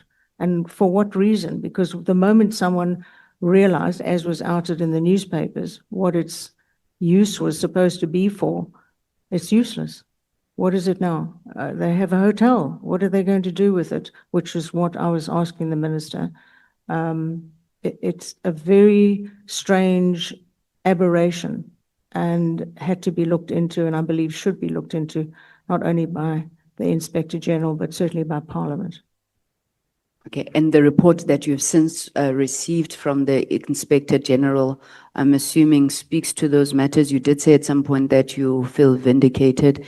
Can we take it that there is action to deal with whatever we know that report would have come out with? The evidence leader produced, I'm not sure if you were in the room, he produced this, which I hadn't seen, but it details in great detail what seemed to be the report and the action steps that the Inspector General believed should have been taken or should be taken. Okay, I'm asking this because, you know, the JSC, the standing committee, you know, the standing committee is shrouded in secrecy, and you will obviously have questions that arise on the role of that committee of Parliament in dealing with a lot of the issues that we've had. I mean, we've come under, as Parliament, under extreme criticism, you know, in terms of the extent to which government is held to account. So maybe let me not go into that, but I think you get the point that I'm making, that we are hindered from asking then, you know, what are you doing in the JSCI to deal with those matters? But I'm hoping the report will speak to that. My last two questions, Honorable Kohler Barnard, you said during your testimony that you have a history with General Mkhwanazi. What is that history? When he was the acting National Police Commissioner, of course, he'd been at 38. He himself said he was shocked, as was everyone else, to have a 38-year-old jumped over the heads of 20 generals was amazing. And he was shocked, we were shocked, everybody was shocked. The generals who'd all been overlooked were shocked. So he then had to be promoted so that they would salute him, and he then took on the job. And while everyone knew his expertise in the field was unparalleled, no one was really sure about his administrative abilities, which of course is a major part of such a role. And of course, as ever, with any new appointment, I gave him absolutely the benefit of the doubt. But I fear issues started arising, and I ended up reporting him to the public protector and suggesting that he be removed from that position. I think that I've done a similar job on many people anytime I thought there was ill doing, but I think he took it very personally. That's the only reason I can think of for his particular attack. So when the general appeared before us, and I don't want to misquote him, so I won't. I'm paraphrasing, but he made a veiled threat, and I think it was to you in particular. And he said, "Go on, speak some more. You will see," or something of that nature. I don't remember. You know, what did you make of that? And you know, yeah, what did you make of it, and what do you think he may have meant? As I recall, he was making threats of people being sent to Pollsmoor. He was threatening the journalists in the room. He was threatening people who may have commented on things he didn't approve of. Yes, it was a very threatening outburst. And what was very strange was that comment I referred to earlier, that every one of you were having your devices, our devices, everyone in the room, monitored by crime intelligence, which of course Lieutenant General Khumalo later said, "No, I'm not." So I don't know. I think he was speaking in anger. speaking out in anger. But it was very threatening at the time. Thank you very much, Honorable Kohler Barnard. Maybe just to ask, with everything that has happened in relation to this matter, I mean, the 17th September story, I didn't quite, understand how that information would have landed in your hands. I don't think I saw the story, but I don't want to get into that. I just want to say, with everything that has happened, do you think that there's something that you could have done better, handled the situation better? Absolutely not. It's the job that I do and that I've been doing for over 20 years now. If I think there is wrongdoing, I raise it. I'm not paid to keep quiet, put things under the carpet, hide it away. That's not the job of any MP. And I believe truly that I did the right thing. And the fact that there's been a full investigation, I think shows that it was the right thing to do. And as I say, I was not the only one who asked for the investigation, but I'm very pleased it was done. Thank you very much. Thank you, Chairperson. Thank you so much, Honorable Sangoni, Honorable Ngola. Thank you very much, Chair. Honorable Barnard, are you aware of the South African reports, Volume 5 case of independent media versus the Minister of Intelligence, which actually dealt with the classification nature of an information that has been publicized? I'm not aware of it. For the benefit of your legal team, it's independent media versus the Minister of Intelligence. It's in the South African law reports. It's a 2008 case, page 31. That decision says a classified information that is in the public domain does not lose its classification. Do you perhaps now see that the fact that you say this information was in the public domain does not really make any solid document? My response would be classified when, by whom, under what level. As a member of the Police Portfolio Committee, there was no reference to any classification of anything. So I don't think this is the same matter. So is it evidence that It's not as though it was not classified? there was no classified documentation at all available at any stage Why that I then know you of. refer it to the IGI? I did, Why? because I thought that he would be best placed. He is best placed, not thought. He is best placed to investigate. It is because you knew that the information in its nature deserves an intervention from the Inspector General of Intelligence. To my eye, it looked exactly like a carbon copy of the looting that was undertaken under Richard and Bluely. And it deserved an attention from the IGI. Indeed. Do you agree that all the reports by the IGI are classified? They are. Okay. Do you see where I'm going? That you have no knowledge of any classification of the information, but on the same day when you went to the public, you wrote to the IGI, but without waiting for the report from the IGI, you went to the public. Do you get where I'm trying to go to? Because it is my view that the fact that you had to write to the IGI is because you knew the nature of the information might need a classification, because you know that the IGI reports are actually classified. So I'm not quite convinced that you had no knowledge of any classification of the information.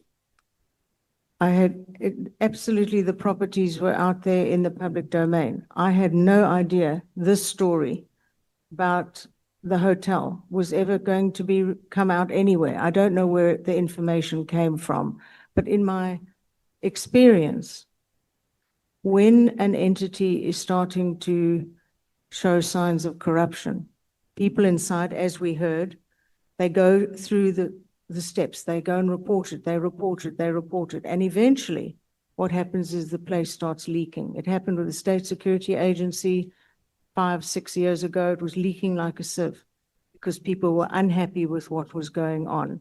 I believe this is what's been happening with But crime intelligence. applying the reasonable man's test, Mhm. would it not have been reasonable for a member of the National Assembly to write, as you did, to the IGI, await a report on the factuality of what you saw on the media, then you go to the public?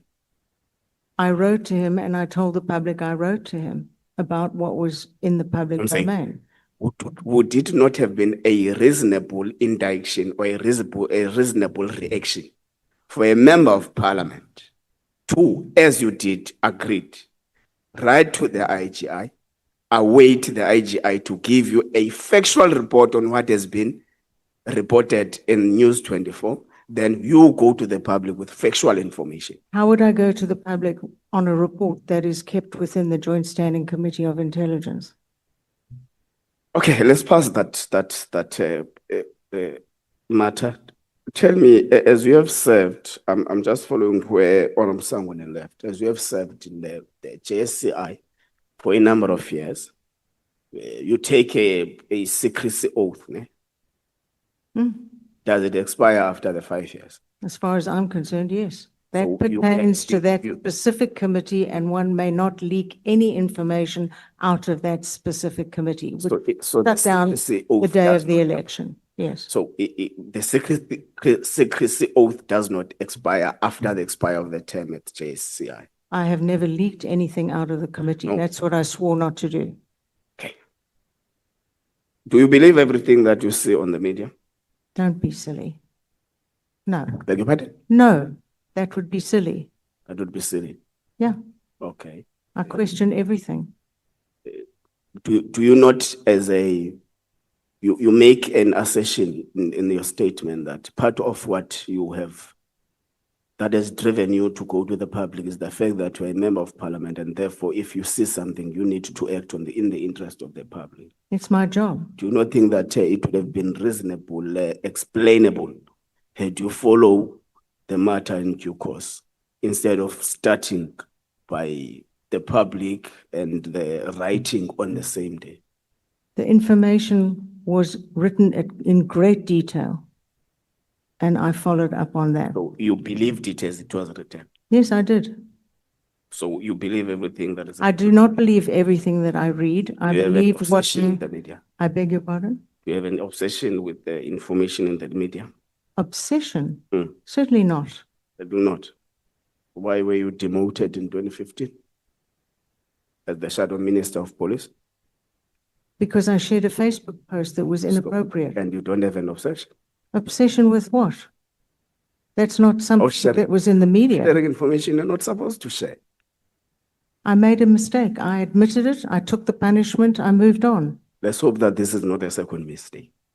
We're going to take your word for it. Did you not consider that sharing the description of the properties in the public as a responsible leader of the public and its locations is a irresponsible action that may endanger national security? I believed I did the right thing, asking for an investigation which seemed to be corruption. I swore to myself when I read the high-level review panel report that this committee should never hide away such corruption again. And certainly nothing came to my attention in the previous 5-year term. This came out in the public domain, and I immediately felt this was absolutely something that had to be raised. And I only raised the properties that were in the public domain. I had no idea it was such a much larger issue. The point is, did you not consider it as endangering the national security? I don't consider corruption to be something one can lightly brush aside. And I don't believe that massive buildings have anything to do with being front companies, as was explained in detail by Mr. McBride. You correctly wrote to the IGI and took for the IGI to actually make an investigation on the matter and report to the JSI correctly. So in this instance, you have got an objective cause that there must be an investigation, then a report to Parliament, as Section 198 says, that the authority of the intelligence is in Parliament. Now, that's the first action you took, which I commend you on it. The second action you took was to make a statement in the public. What objective did you want to? I wanted to show that I was doing my job as a member of Parliament.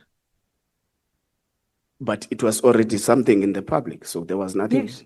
you were bringing. I don't talk about things that are in the committee. This was in the public domain. Yeah, but the point I'm making is you were doing that as a member of the public. Yes. So I'm saying you are not bringing something new. It's something you also, with the public you're communicating to, you saw in the media. Yes. So there's nothing new we are bringing. Sorry. So I'm trying to get the objective of you going out there when you have already followed a due course.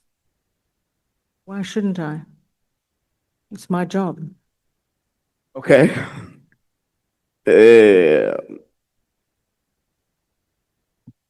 Do you think the nature it was shared?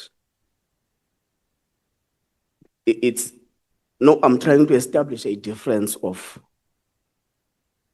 complaining about what we've seen in the public, which you think may be something that endangers the national fiscus. But do you consider it not negligent to share the location, the pictures, and all that? As far as I know, nothing was classified. Thing was classified. Have you received the report from the IGI? I have seen the report within the Joint Standing Committee on Intelligence, and I'm not going to refer to it because, of course, it was seen within the Joint Standing Committee. Can you repeat that?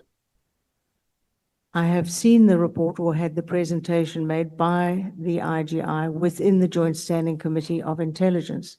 Therefore, I will not talk about it. Okay, now it is classified.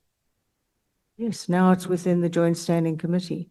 Before you were not aware of the classification, whether it was classified or not. Anything that is presented within the Joint Standing Committee is classified. No, you did not get this information from the Joint Standing Committee on Intelligence. You got it from News 24. Yes. So did it not trigger you that this may be because you have served in the JSCI for a number of years? So you have got an institutional memory than I do as a member of Parliament as well. So did it not trigger your conscience that this may be an improper sharing of information by a media house? Did not trigger you that before making any action on it, I should exercise caution in further sharing it and further make a clarity within the system so that you are able to best know that this is how such kind of information I should deal with going forward? I cannot be part of a cover-up. I will not be part of a cover-up.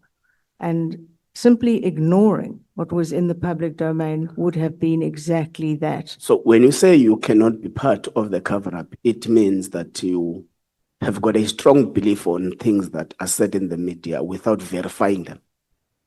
Do you imagine I didn't check what was going on? No, because you wrote on the same day and you went to the public on the same day. So, And you are not giving us any confidence. Excuse me, you're it- mistaken. You're mistaken. Okay. It was our other honorable colleague, James, who put out a statement on the same day. Did you not put a statement on the 14th of I January? put out the statement the day after this information was in the newspaper. Which is which date? The Is it not the article- 14th of the January? article was the 13th of January, and that's the statement that Action SA then commented on that. Mine was the next day after I'd spoken with various So it people was about today information. you made a public statement a day after, Day after having this followed came in which- the newspaper. having followed which process in verifying the veracity of what is in the media. I did exactly that. No, I'm asking. I check The, with, the article is on the 13th. yes, You make your own statement on the 14th. yes. Having undergone which verification process on the factuality of what is said in there. I speak to various people who are my sources. I spoke to the minister. I spoke to a number of people saying, can this possibly be true? And I was satisfied in my own mind that it was. Spoke to the minister. Yes, Public Works. It's in my letter saying that I had spoken and that as the custodian of immovable property, he had not been approached to purchase this property. So the minister was not aware. No, When did the property, when was it bought? I think the previous year, after the election sometime, the date is in the article somewhere, but certainly while the Joint Standing Committee was not sitting. So you're not aware if it was bought before or after the elections of 2024? I had in my head that it could be after, but I can't recall the date.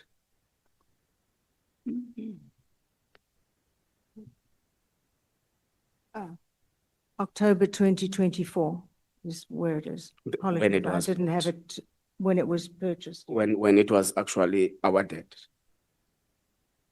I So think- we're not I'm- aware if the process would have started before June 2024, and then the final was in 25. I can't help you with that. I don't Yeah, know. because you understand that purchasing a property may not mean that you go and swipe today, then it has been Certainly. purchased. Yeah, so there's serious process that is undergone, which may actually mean that the process had been started before June 2024. But it's fine, it's something we're going to verify, First I heard of it. something we're going to attend to. There is an issue about the letter that is written a wrong date in October, which was supposed to be dated 14 January. Yes, it was a clerical error. Did you send that letter to the minister, to the IGI, To the through your IGI. email? Pardon? Was it through your email address? No, it was through the staff email, Staff my staff that I work with. in the parliamentary office. No, in the Democratic Alliance office. Let's pass that. There is an issue that keeps on coming in the article or in the articles that the property was bought at just over 22 million rands, 22 or 24, around that. But when you check on the listings, property listings, it actually costs 9.4 or 9.2, around that, 9.5, I think that's what it's said in your article. Your article is at DKB3. Now, should we take it that the actual grievance that you hold is the actual value of how the property was taken, judging from the language that is used in your public statement? It raised serious questions about the amount, in the same way as I described earlier, when a bottle of water is purchased for 200 Rand, when in reality, through the budget, when in reality it costs 5 Rand. This is a prime example of what Richard and Mbluli was doing, is spending enormous amounts on things that actually weren't worth that amount. So that was one of the issues that was ringing bells in my head. So should we take it that the central argument you are bringing in your grievance is that there may have been an escalation of the budget or the value of that particular property without due process or whatever? I think it speaks exactly to what the evidence leader was speaking and what this committee has looked at a great deal, which is the supply chain abuse. So the value it was bought versus the listing property value, is that your main argument, or there are other issues that you are raising in there? There are certainly IGI. issues, but that's one of the issues I asked the Inspector General to look into because it was raising warning letters for me. The KB7 is your question to the Minister of Police, Mm. which kept on referring you to the JSCI. This is right, yes. Do you agree with that? The matter, it does not belong to his office, but the JSCI. No, there was no JSCI initially. Yeah, but there was going to be a JSCI. There's no term of parliament where JSCI is not established. You know, there's been a delay on establishing committees and a number of things. know full well. But the point is, there was certainty that JSCI is going to be established by parliament. Yes, Was this required? I had No. at that stage no idea when it would ever be established, but either way, this was in the public domain and crime intelligence falls under the Minister of Police. That's the correct person to speak to. Did you agree that the Minister of Police is correct when they say the matter you keep on raising with them, both for the Pretoria North and the Durban property, does not belong with the Minister's office, but the JSCI? That's not what he said. What did he say? He said he in fact agreed that the prices seem to be exorbitant in relation to the value of the properties, and that he said that he had asked for an investigation by the Inspector General, but that further answers will be delivered to the JSCI. Every question I've ever asked of a Minister of Intelligence, I have the option, they either answer it outright, which in many instances they have, or they have the option of sending information to the Joint Standing Committee. Okay, lastly, DKB9, there is an article of you demanding an apology from General Nhlanhla Mkhwanazi. Yes, Why was the apology demanded? because I believe he thought I had leaked out of the Joint Standing Committee. I think he thought I leaked this thing on this 5-star hotel when I knew nothing about it and the committee wasn't sitting. He made a mistake. I thought he might apologize, but of course he didn't. He doubled Made a down. mistake when he was testifying in the commission. Yes, saying that I was part of a criminal syndicate and had committed criminal actions. But That do you would not have think referred that it would have been seen that you are intimidating witnesses in the commission? Would not have awaited the commission to make its own finding on the allegations? Remember, both the commission and the AdHoc are dealing with allegations. So would it not be proper for you to await the commission to announce itself on that particular allegation? Because it may be seen from a different angle that you are intimidating witnesses appearing before the Matlanga Commission. You're suggesting that what I say would intimidate Lieutenant General Mkhwanazi. I'm sorry, that cannot, No, but the point that is- cannot possibly be Thank you so true. much. Honorable Nongalo. Thank you, Chair.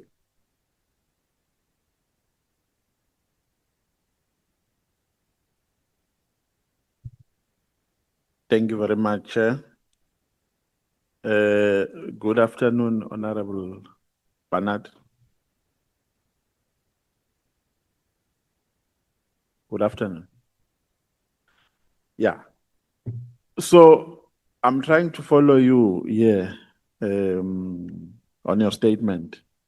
You are saying your reaction on the 14th of January 2025 was triggered by a statement on News 24, correct?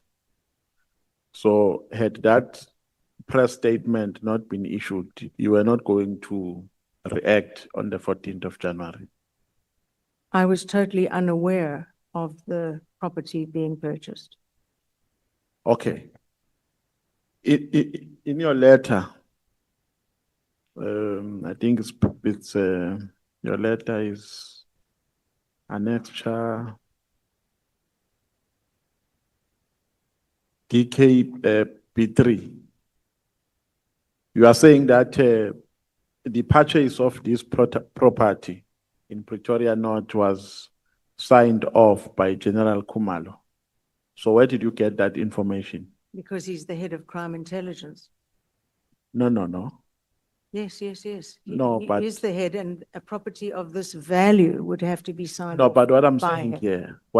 here, Honorable Barnard, is that you are saying to us, the only reason why you wrote a press statement on the 14th is because there was a News 24 report issued on the 23rd of January. The News 24 report on the 23rd of January doesn't say who signed off the purchase of the property. And in your reaction, you are saying a person who signed off the purchase is General Khumalo. So where did you get that information? Number one, any purchase of this value, certainly not smaller amounts, any purchase would have to be signed off by the head of the division. So you just said that without any verification. I have many people that I confirm items with, but I was satisfied that this was the truth. Many people from? All over, within the SAPs and elsewhere. So there are people who gave you that information, that classified information. It's not classified that someone should sign off a purchase. No, but I'm saying we didn't know who signed because no one exposed that before you took it to the media. Even News 24 did not say who signed off the purchase. It only appears on your statement. Okay. Now the question is, how do you get that information? Because the inference here I'm drawing is that you had this information before it was even released by News 24. That's not true. Because News 24 does not divulge who signed off the purchase. We only see that in your statement, in your Yes. press statement. I did not know of this property before the News 24 article at all, ever. Yeah, but I'm saying News 24 doesn't say who signed off the purchase. It's only you who is telling us who signed off the purchase.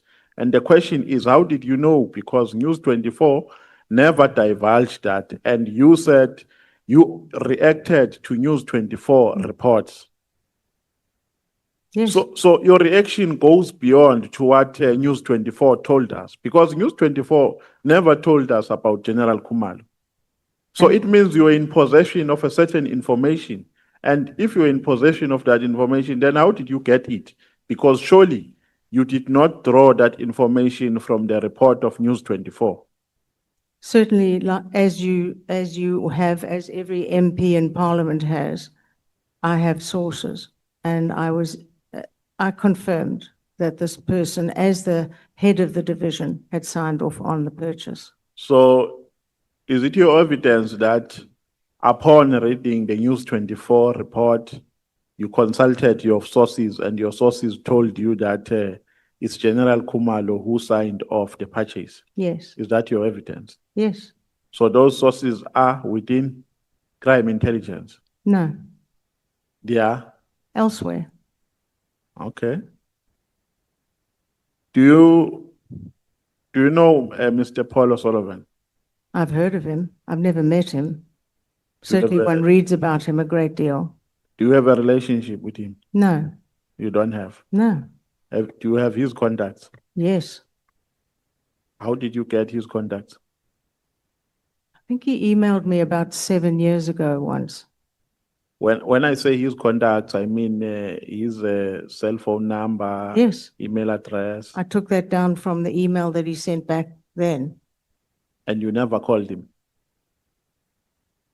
No, I haven't spoken to him in many, many years.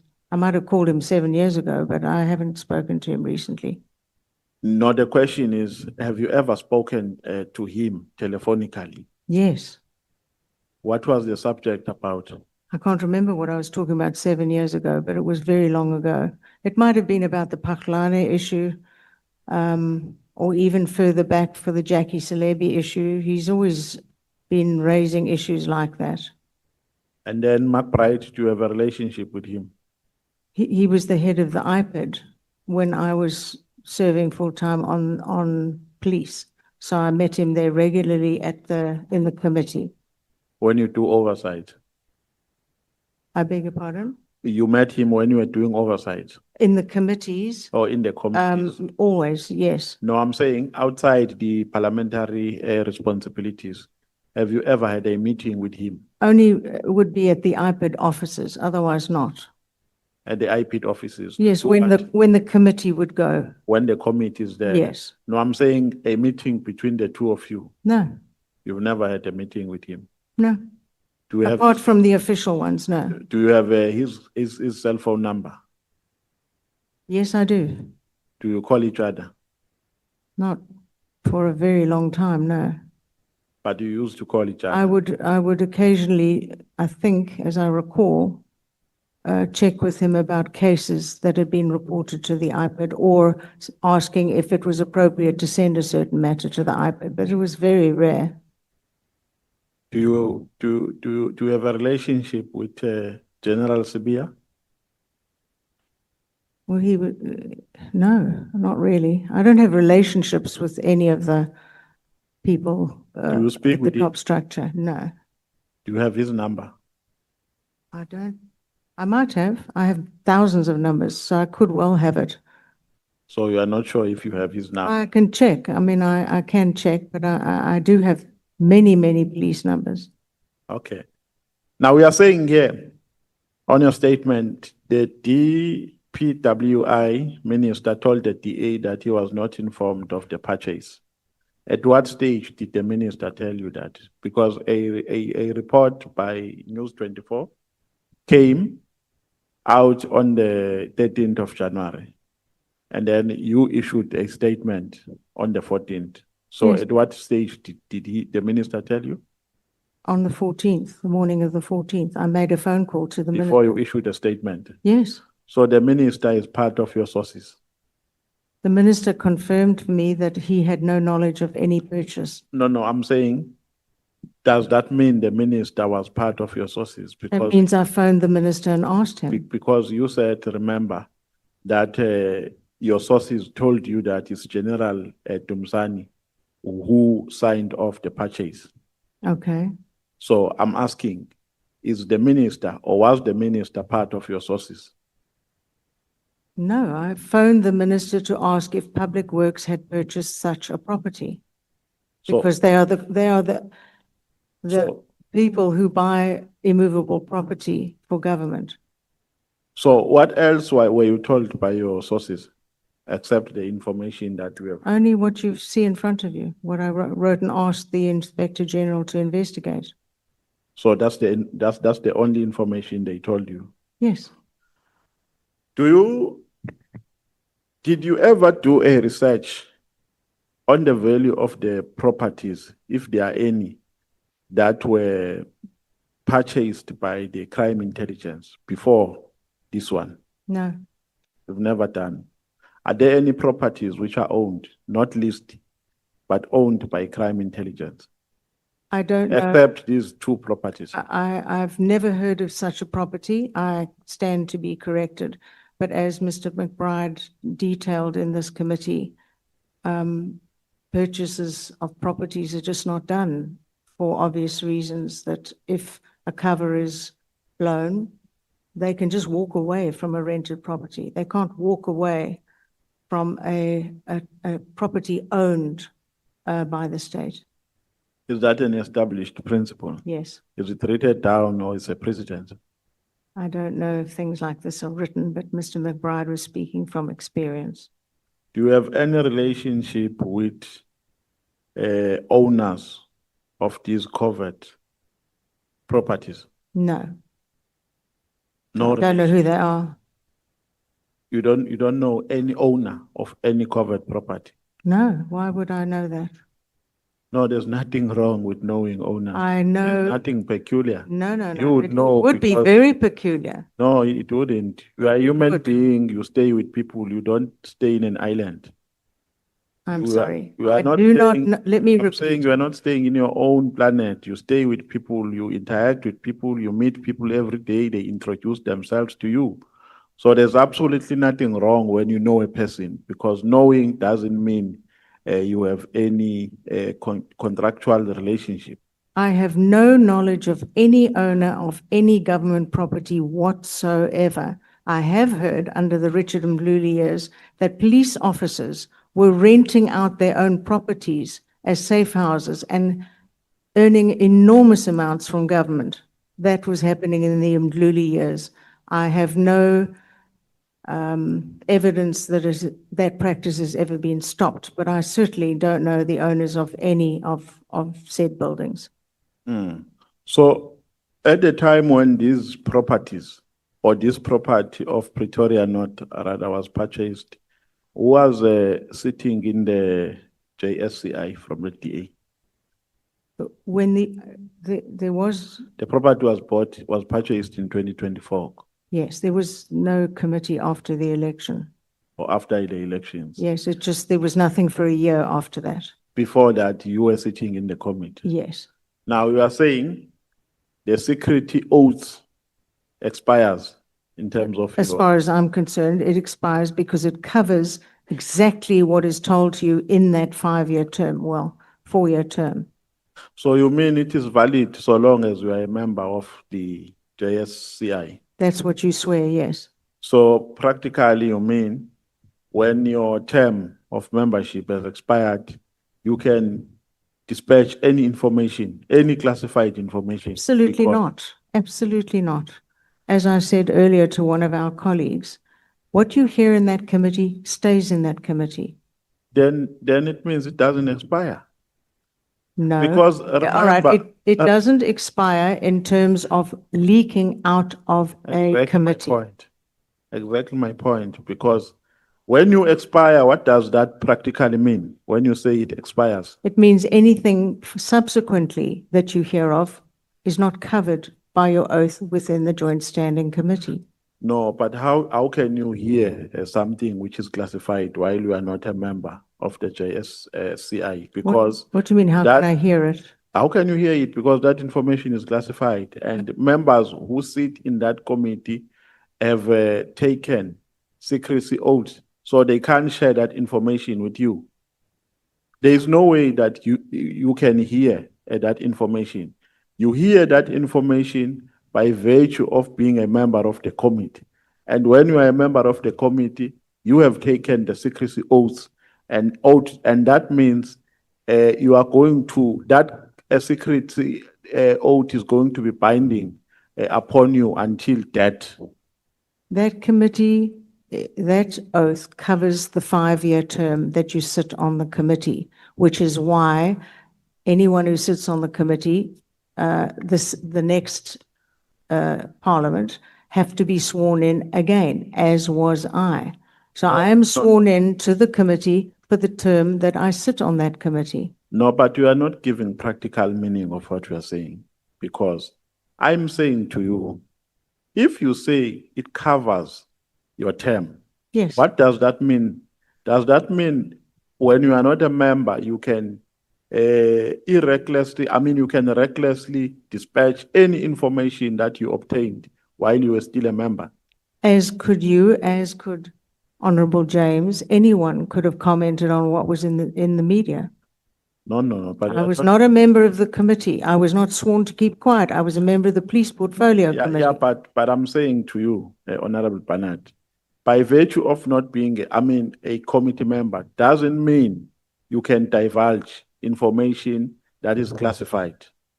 It means I can comment on anything that's in the public domain, which I do. No, but I'm not going to be part of a cover-up. I will not be. so classifying information is tantamount to covering up. I Is don't that know what that you're- any of the information I was given was ever classified. No, How but would I I'm know saying- that? No, but I'm saying, no, you should know because you are a member. You have been a member of that committee, even though you were not a member at that time. So you are better placed. You are more privileged than I in terms of information, in terms of knowing that this information is classified, this one is not classified. It's not for me to determine what is classified and what isn't. No, you don't determine. Knowing and determining are two different things. I'm saying you should have known better because you have been part of that committee for quite long. So you know that this information is classified and this one is not classified. You're suggesting that I should not have written to the Inspector General, that I should not have commented on something that I believed was criminal. Because Because that's not in my nature. I can't behave like that. you took secrecy oath. I took it for the last, I did not leak anything out of the Joint Standing Committee on Intelligence. This is the first time in the public domain we have seen something that looks like it's going to reveal a very similar situation that happened under Richard and Mluli under the secrecy of the slush fund. Okay. Do you have any relationship with any journalist? Journalists? Yes. I don't know this person or. No. I never go out with a journalist. I don't know a journalist personally. I certainly get phone calls saying, will you do an interview, etc. That's as much as it is, as much as you would get. So you don't have any relationship with any journalist? No. The journalist who reported about this, the journalist who works for News 24. This person, yes. Do you know that person? No. Have you ever met that person? No. I don't have the contact details. I don't know this person. So this information, now let's leave you out, but this information is classified. No? Let's not talk about you. Let's talk about the nature now of this information, especially the information that relates to the purchase of a Pretoria North building. Leave the Priya building in Durban. Is it classified? I don't know. I don't know what the status is of it. Or let me ask you like this. Is a purchase of buildings by crime intelligence fall under an information that is classified? The purchase of buildings by crime intelligence, to my knowledge, is unheard of. No, purchase or leasing? Leasing is not unheard of. That is the norm. Yeah, no, even if it's not unheard of, but does it fall under classified information, the leasing of buildings?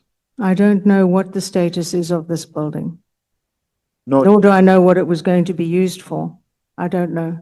no, generally. No, but you wrote about this thing. What do you mean you don't know? Because you even criticized and say some offices have poor conditions and so on. So it means you have knowledge of buildings of crime intelligence. Thank you so much. It's now 25 minutes past 1. Honorable Mathe says an emergency. She requested that we take her now. It's a commitment of a committee of parliament which will happen in the next 1 hour, and at the time she comes back, this meeting will be done. So it is only fair that we allow her to question and go to that commitment. Honorable Matthews. Thank you, Chair. I'm going to do a lie detector test if everyone must know. Just saying. Apologies. May I first just time. correct something? It's Sure. just, if I may speak to, I think you raised it, about the Kohler issues, apparently in the News 24. That time has expired. Okay. Look at Honorable Matthews. I will do that. I wanted to just point out. Honorable Colored Barnard wants to use up my time, I can see. I'm watching. I assure you. your Good time only morning, starts Honorable now. Colored Barnard. Let's go quickly. I don't have that many questions, actually. Your first meeting with the evidence leaders was when? Yesterday. You only had one meeting with them? Another one this morning. Okay, and how long did it last for? 3/4 of an hour yesterday, about half an hour this morning. So about 45 minutes, or 3/4 of an hour? That's just over an hour, ma'am. Hour and a quarter. Yeah, maths was not my best thing. Okay, got it. Thank you. At the beginning, our committee was very hot regarding you recusing yourself. At any point, did you consider voluntarily stepping aside? No. And did you think that the mandate was of national importance of this committee? I think the mandate of this committee Was of national importance. So do you think that a procedural dispute should have led us to a point where we discussed this to an extent where we had to get legal advice, that the DA had to get legal The members advice? are complaining that your microphone is low. Imagine mine of all things. It never happens. Must be witchcraft happening here. I'm joking. So the backstory of what I'm saying is that committee is of national importance. Your presence on the committee caused a lot of debate, like 3-4 hours. We were back and forth, legal advice. So my question is that given the national importance and the importance of this committee, was it not in the interest of the public that you actually just recuse yourself and, just put aside, because it was just a procedural disputes that we were discussing? Absolutely not. Why? I think I have been loyal to this committee. I have been here virtually every meeting. I have put questions when I've been That's not given my the question, opportunity. Honorable. I'm asking when we were having that discussion for the interest of progress and because it was just a procedural matter, why it was that important that you had to be on this committee. You may have considered it to be a procedural matter. I saw it as an attack on my integrity. Either way, I thought I could contribute within this committee. Okay, so Parliament is represented by political parties.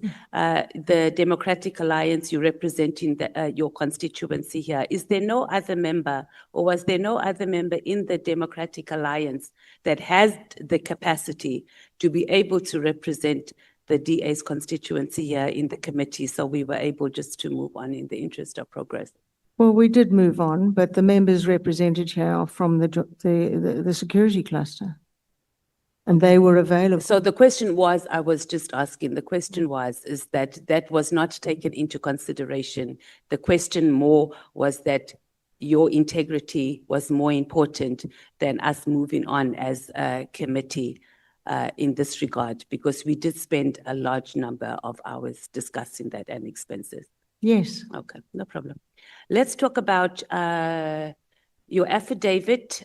You make mention, obviously, of the 6th of July press conference. And then there's the evidence that was given during the commission where Lieutenant General Nkwazi said that you were part of a criminal syndicate, right? You don't seek to respond to that in your affidavit. Is there any reason? No. I believe it was all based on his belief, erroneous belief, that I was leaking out of the Joint Standing Committee on Intelligence. That indeed would be a criminal act. Okay. But of course it didn't exist. Okay. He went a bit further when he was pressed, and I think during not cross-examination, but when he was engaged by one of the MPs. And there was also some expectation that he was going to give an apology. I think it was in the morning, and then he didn't. And then he specifically said, and unfortunately, Chair, I don't know, Parliament does not have the recordings of the late night testimonies that we had. So it cuts off, but he was very clear where he said, do not force us to release footage, recordings, and pictures. And that would put you in a compromising engagements as a member of Parliament. He said that in this committee. Do you remember that? Yes, he made many threats. I don't know to if members that of was Parliament. necessarily a threat. He just said, don't force us to. I don't think that's a threat if he's saying he's releasing information. A threat is more on someone's life. But let's park that. We take it that you see that as, why would you say that he would respond like that under oath, given his vast experience in SAPS, just be angry and say something like that if he does not have some sort of information that could be released?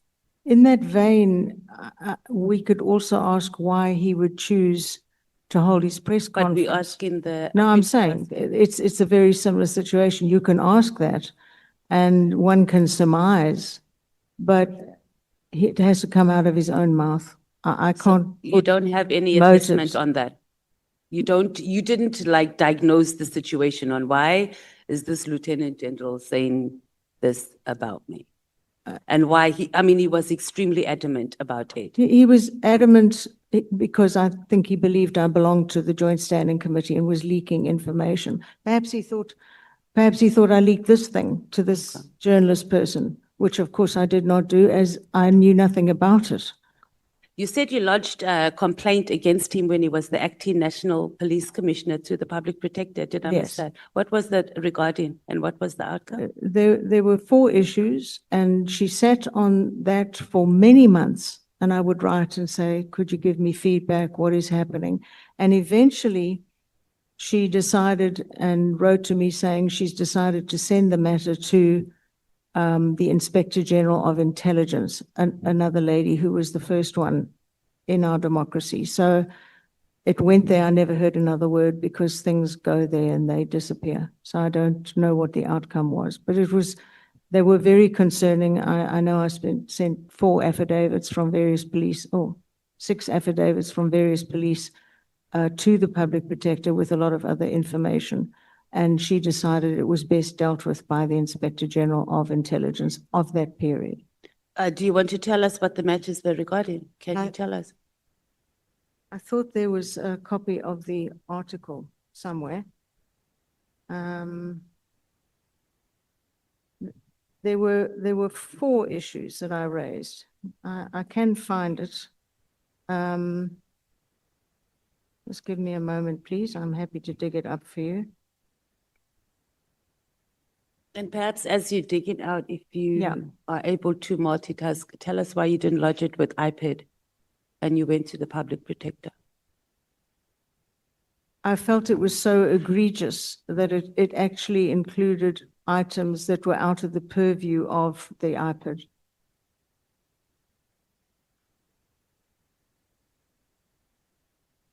At the time when he was removed, he wrote or was quoted as saying he believed he was thrown out because he was fighting corruption. Certainly he fought Richard Mdluli unsuccessfully, as did many of us. And that may well be the case. We have seen people who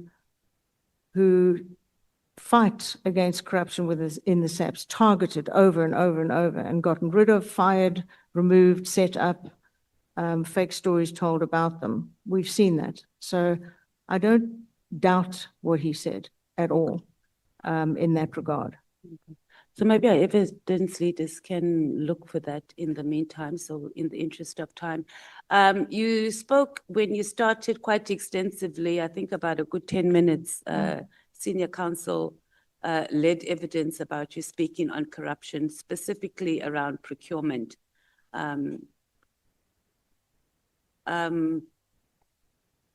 This is just sort of just a general question. Is there any government department, entity, whether it's national, provincial, local, that is immune to the issue of corruption, particularly around procurement? No. My colleague touched on the issue of Paul O'Sullivan. Obviously, we can never let that name out of our mouths. When was your last communication with him? Gosh. Some years ago, I can't recall. Have you ever shared information with him about parliamentary processes and oversight, or collaborated with him on any matters? No.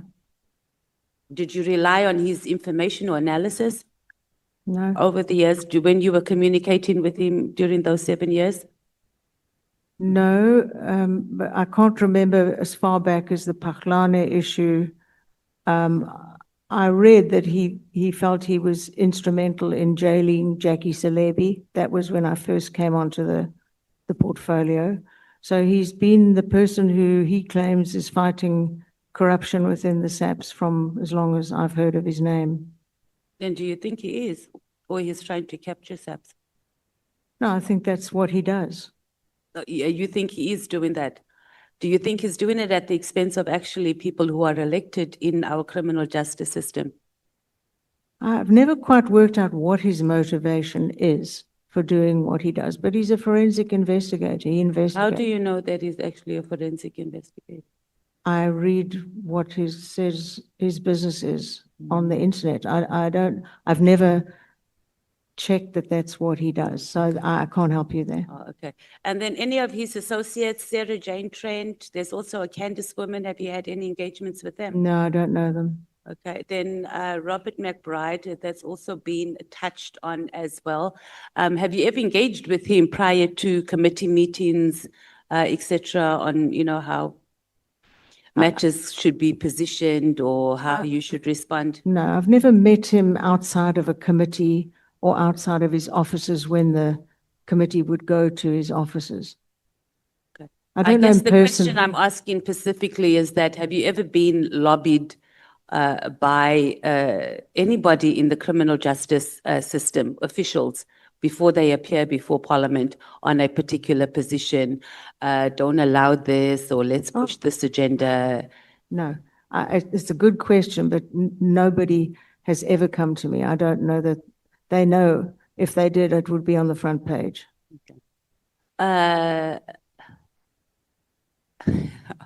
The other famous name on the committee, Sibia. You've been supportive, or were you supportive of his appointment as the Deputy National Commissioner? I have to tell you, I was shocked at the revelations that came out. I had no idea what was really going on. I've been shocked by a number of police, one of whom I thought she may be the next National Police Commissioner. And was I ever wrong? She was arrested, as was every family member, for intense corruption. So I am very skeptical of every single person these days, because I realize that it's very difficult these days to believe that someone is actually honest and honorable. So when you were at that point before these shocking revelations, when you were supportive of his appointment, what informed that? What was it about him that you thought he would be the Deputy National Commissioner that South Africans deserve? I never welcomed his promotion to that position. I didn't really have much information about him. I was told he was a good cop. Well, by who? General people speaking. And I never had an intimation that there was anything underhanded about what he did. I believed he was a good cop. There are many, many, many, many good cops. And I was quite shaken to hear what has come out of the various proceedings. So what hope, Honorable Kohler, Barnard, do you think we have? Because you have been serving on these committees for such a long time, and you are shocked that someone like Sibia, so you've been serving on these committees, you've been getting reports for these years over and over again, and we can make wrong calls about somebody or about officials just in general. It's a situation today that's affecting the entire country, where people will sit in front of us and say things you patently know are incorrect. So, I mean, we have no forensic investigators. We have no investigators on this committee. We have no detectives who can investigate. So we are. I hope you're listening, Chair. Yes. And our speaker, yes, sorry. And so we have got to come up with decisions on whether or not something we are simply told with no proof is true or not. It's a very difficult position that we find ourselves in. So yeah, I am skeptical, and I'm saddened that basically I can only really talk about the police.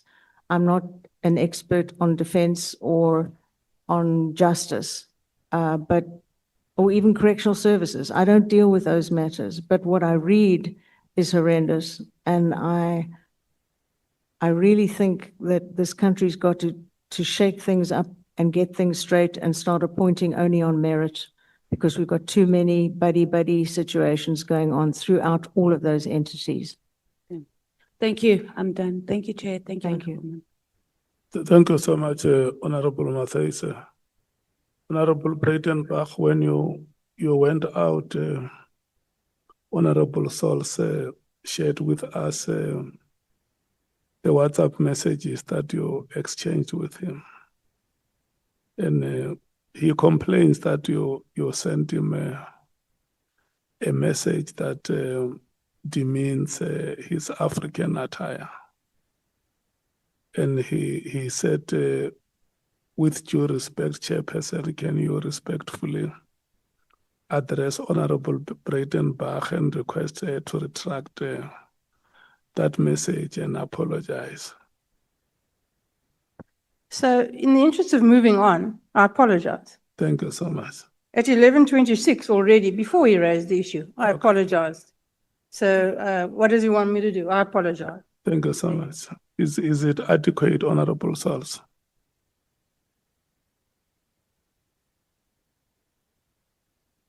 It is adequate, Honorable Chair. Thank you Thank you so very much. much. Honorable Breitenbach and Honorable Vessels have requested 5 minutes each. Can I allocate you 5 minutes now? Thank you, Chair. As it happens, I have no questions. You don't have any questions from the DA? The DA speaks in one voice. It's not together, it is united. Can we take Honorable Vessels? Likewise, Chair. Is it still 5 minutes? I'm covered, Chair. You are No covered, questions. okay. Thank you. We are going to break, honorable members, and we will come back at 20 minutes after 14 hours.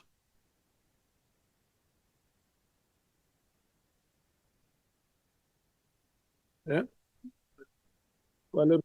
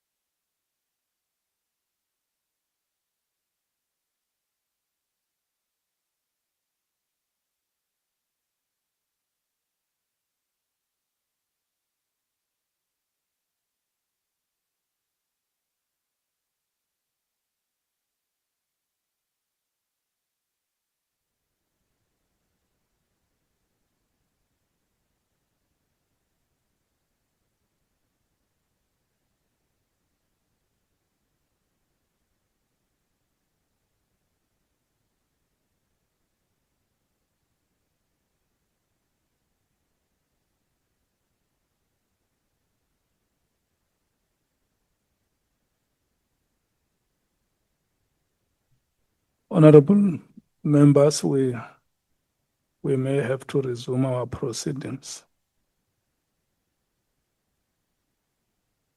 It's now 20 minutes past 2, like we have agreed. You are seated, Honorable Shongwe, and you are starting to ask your questions because your time is starting now.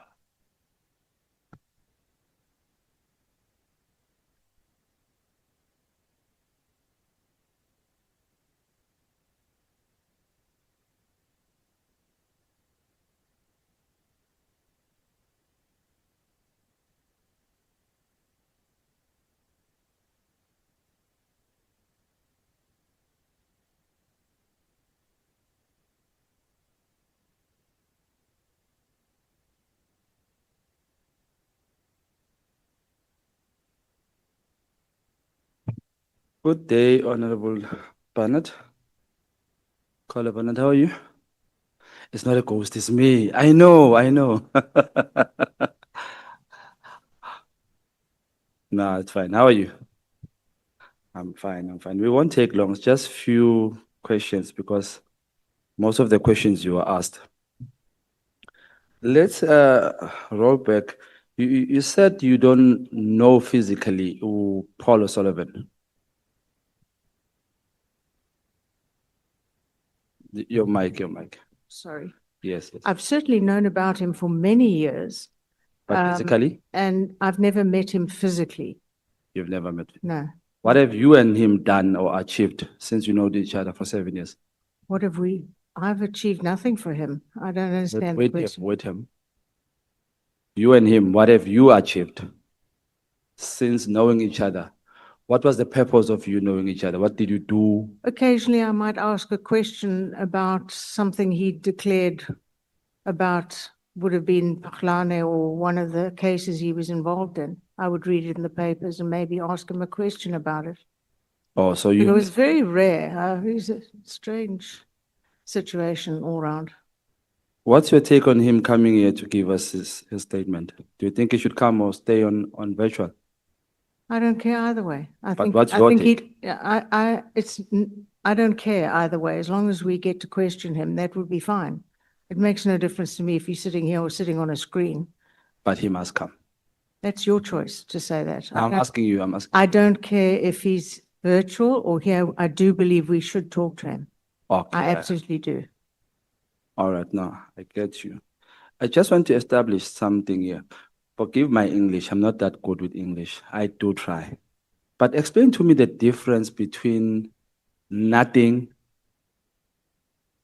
and I know nothing about this issue, as you said to Honorable Matthys. I know nothing about this article.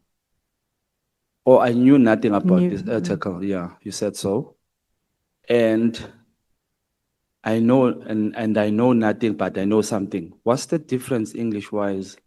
Nothing, does it mean nothing, next, or enki? I don't know. No, this article, the first I ever knew of this article was when I read it in the newspapers like everybody else. I had heard nothing. I had never had the slightest intimation that this was happening.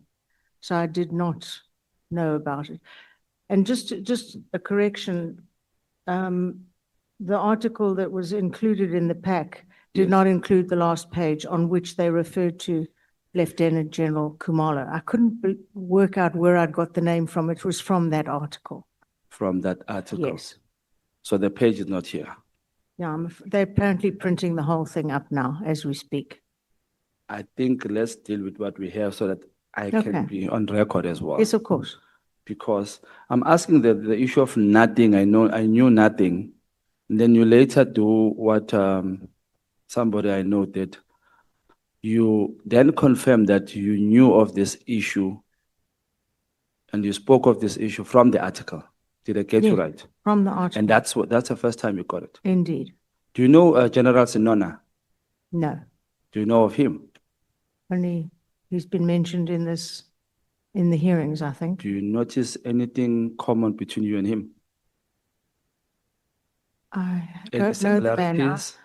Pardon? Any similarities between you and him? I don't know the man. Is that guy who said he wouldn't take any information out of SAPS? Then later he said, no, I took it out because of, is that guy? Do you notice something similar between the two? No, I noticed nothing similar about myself and him. Nothing. I'm asking this because when you say you knew nothing of this article, then later earlier you said you knew this issue because of the article. But when Honorable Nomvalo asked you, did then General Kumalo sign this purchasing of their property? You then said you knew the information from your sources. Now, which is the truth between this story? I looked and looked and I thought, where would I have got this from? I could only imagine, and it is a year ago, that I had discussed it, asked people, etc. But in fact, it was on the last page of the article. So Okay. that's where I got it from. I was. But the sources story is just a story, we're just answering. Always check things with sources. Mhm. But in this instance, in reference specifically to Left General Khumalo, Mm. it was in the article. Okay. What's your take on Honorable Adam having classified information? Do you think? I'm shocked. I can't imagine how he got it. I mean, I know, for example, when I have to deal with classified information, it never leaves the committee. So how he got classified information is a total mystery to me, and I am shocked What because does that make him? Part of criminal or what? I think he sees himself as a whistleblower. But legally, what does that put him? I'm afraid I don't know the Did an legalities. illegal thing or? I really don't know what the legalities are of that situation. I would have thought it was illegal, but I can't help you. I don't know. But since you're serving on the intelligence committee, one having a civilian or a member of parliament having classified information, what is that deemed as? Is it normal? Is it okay? Is it a No, crime? it's not okay. It is a crime. It's unheard of as far as I'm concerned, but I can't speak for him. I can't speak for how he got it. And I can't speak about the fact that he went and laid criminal charges using that information. So it's an absolute mystery to me. But based on the laws of this Roman Dutch law that we are using in South Africa, Mhm. is it a criminal offense to have documents that are classified? I would have thought so, but if one reads it with the whistleblower protection legislation, there might be a caveat there. I can't help you. I Are don't you know. saying you agree with me that this Roman Dutch law constitution should be changed because it doesn't have Never. clarification? I think the Roman Dutch law is superb. Why I so? do not Because- agree with you, and I don't think you'd made that point that I must agree with you on that. I think partially you do, because if you say to me, in this act, the same act, it doesn't allow it, and the same act, it allows it. What is that? I didn't say the same act. I said Okay, a the different same act. constitution. Yes, of course. Everything falls under the Constitution, but the laws are quite separate to the Constitution. Let's help South Africans here. Person having unclassified document, is that a criminal offense or not? I would think so, but I can't speak. I'm not a lawyer, but I would think so, yes. I know only the word in Zulu, Shayam Ted. What is it, Chair? What are we? Legislatures. Legislators. My legislature. Yes, yes, yes. We are legislatures. Yes. So let's give clarity to South Africans. Having documents that are classified, is it a criminal offense or not? I would think so, yes, but I don't know what is claimed in the whistleblower legislation, what protection one has if one is declared to be a whistleblower. I can't help you there. Of course, none of us. Trust me, you agree with me when you say this Roman Dutch law is not helping us. I'm not talking about Roman Dutch law. I'm talking about ethics. And I believe that every member in Parliament has the duty to report criminality. Is it a criminal offense to have documents that are classified? I'm or not talking about that. I'm talking about what the contents of it. Yeah. So that's where the difficulty comes in. But I can't speak to, it's not my story. I suggest Can we I- ask Mr. Honorable Adams about that.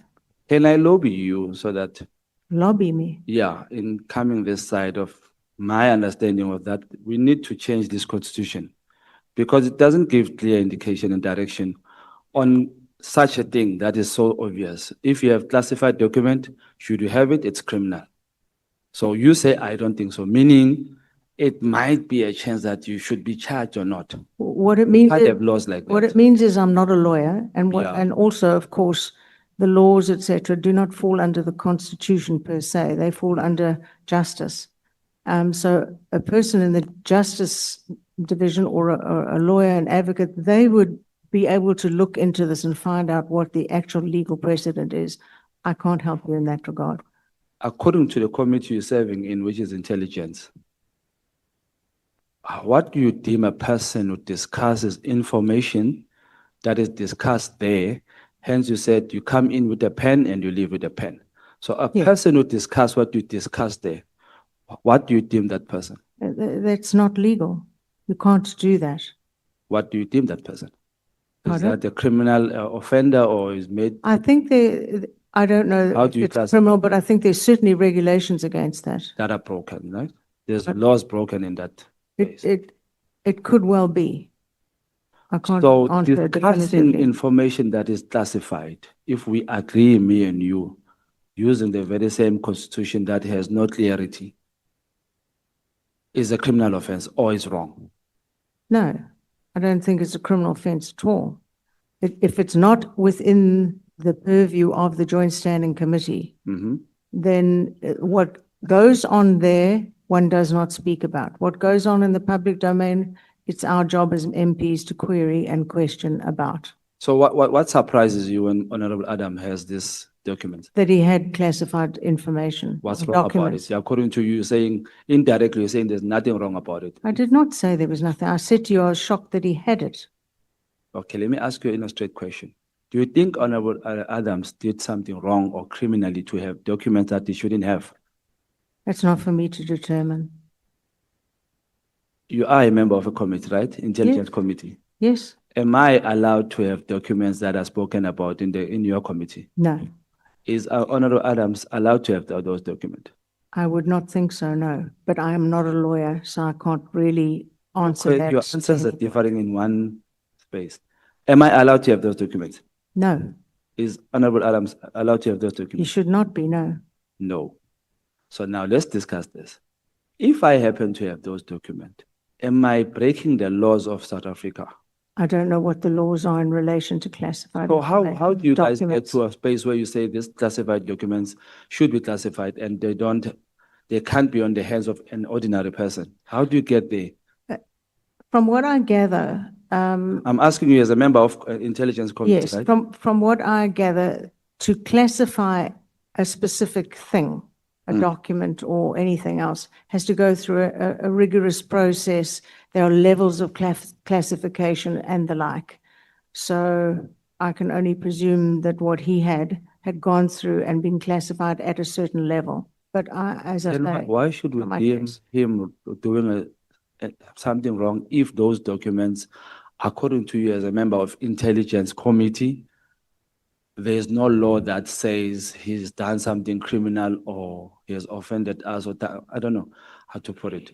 Why should we deem that space wrong to have documents that are classified? Like, for example, if I would have pala documents that are classified, would I be arrested? That's where the caveat comes in. Mhm. In the same way, if you had such documentation, it would have, Pala.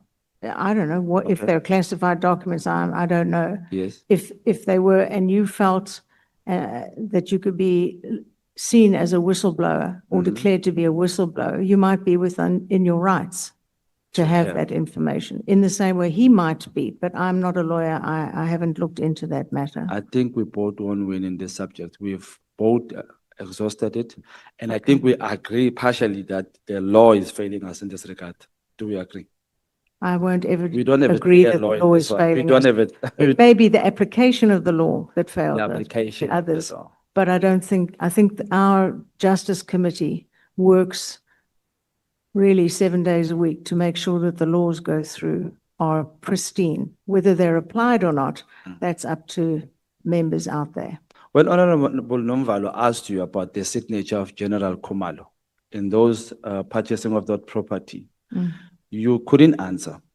But you say in that topic, you say you were with your sources, you spoke about this thing with your sources. So have you committed the same offense as Honorable Adam, speaking to people about such information which is classified? Absolutely not. Why do you say so?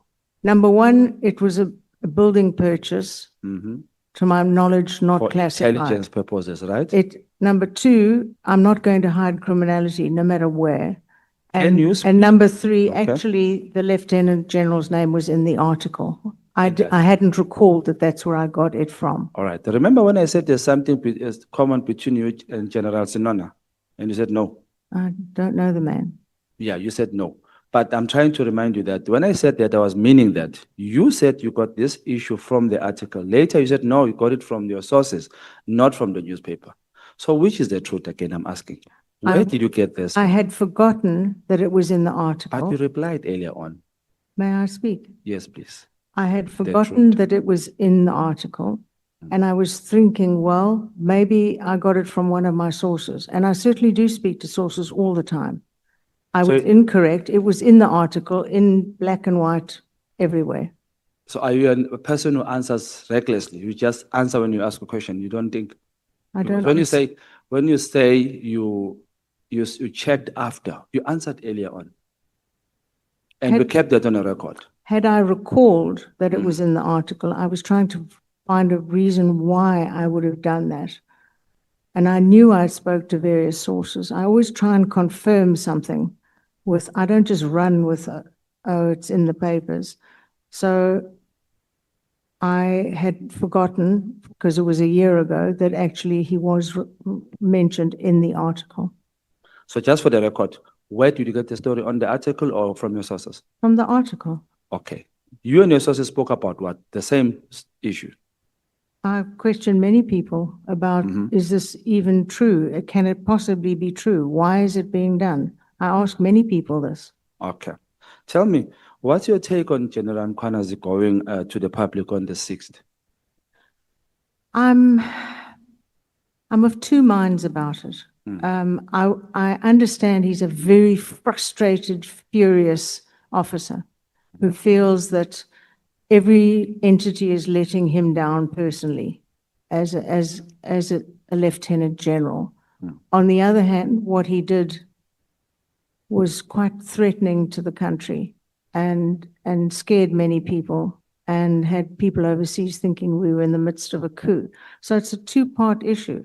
And I haven't quite made up my mind what to believe, but I do think he's incredibly frustrated with the delays right across the board, Okay. within the system, I beg your pardon.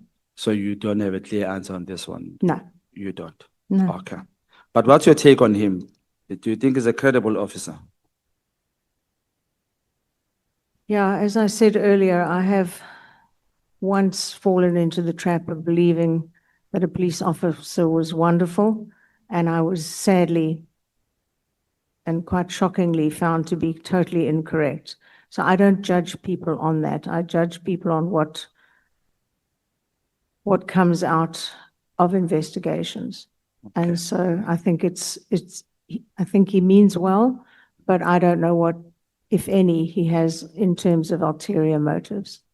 Before you went into the Committee of Intelligence, did you know the difference between classified information to be spoken about in the public or in your home or wherever, and the difference between an unclassified information? Yes. You did know. Mm.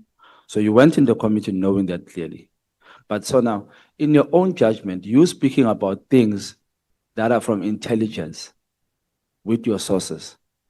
I'm Did it- speaking about things that are in the public domain, not anything from within the committee.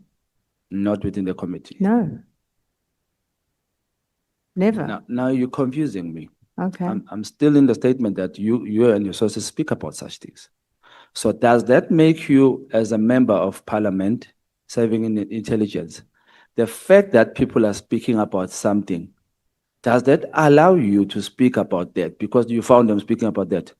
I was not in the committee at that stage. I was on the police portfolio committee. I had every right to be speaking to whoever I could find to see if this was true. Okay. So you did know the difference between classified information and unclassified information before you went into the committee, Yes. but you intended to speak with people with such information. I only spoke on information that was in the public domain. The ship has sailed. It's out there. So that, and thankfully, as the evidence leader spoke of an article, it seems I was absolutely 100% correct in my, to ask for such a report, an With me- investigation. To me, you're partially saying that former Minister Bheki was in the correct speaking to Kat Matlala about police issues. When you say, because it's done before, it happened before, so as a member of parliament, I should see nothing wrong with it because it happened before. So I'm asking in that sense. Honorable Skosana. Thank you, Honorable. Thank you.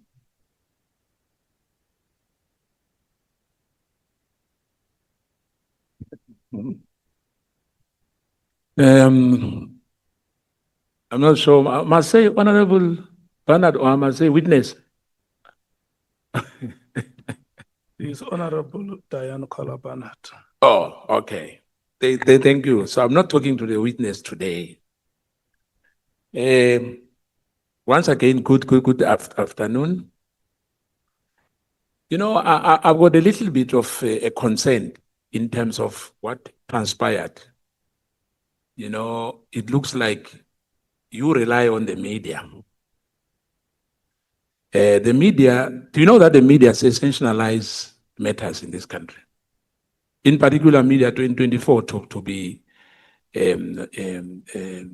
straight on this matter about the media. I don't determine that any report is sensationalized till I know the facts behind the matter. So what I'm asking you, do you know that they sensationalize the matter or you don't agree with me? I beg your pardon? That the media sensationalize matters in this country. Some media does, some media certainly does, other medias are quite credible. I still have to find one because the editors determine what they want the consumers to consume. You know, we've been misled in this country many times by journalists, especially the one in one of these, I think is, you used to come when we have our meetings here, Kyla Coleman. Now, the issue of this house, which was purchased by crime intelligence, that is worth 22 million. Is there any evidence of that? Just want to start there. Evidence that it was EFT, they paid 22 million, there was an agent involved, there were transfer duties, because when you purchase a property, it's a process. And there's this thing which we called goodwill. Whether in purchasing the property, there was a goodwill from the owner, saying that the property was worth 15 million rand, but it was purchased for 22 million rand. What if the 7 million was for goodwill? I can't answer that. I would say that the Inspector General of Intelligence who did the investigation would probably know the answer to that. I can't help you. But as we sit here, must we take it as it is that this property, you are disputing the value. I mean, the journalists from the journalist point of view, that this property was inflated. It's not worth the amount which the crime intelligence has paid for. That is why I asked the Inspector General to investigate the matter. So One of the matter reasons. is still under investigation. No, he's completed his investigation. Yeah, and then what was the findings? I'm not at liberty to speak about it, but the evidence leader did have an article that seems to detail much of what was found. No, not the article. The response from the Inspector General, because you inquired. That's what I'm talking about.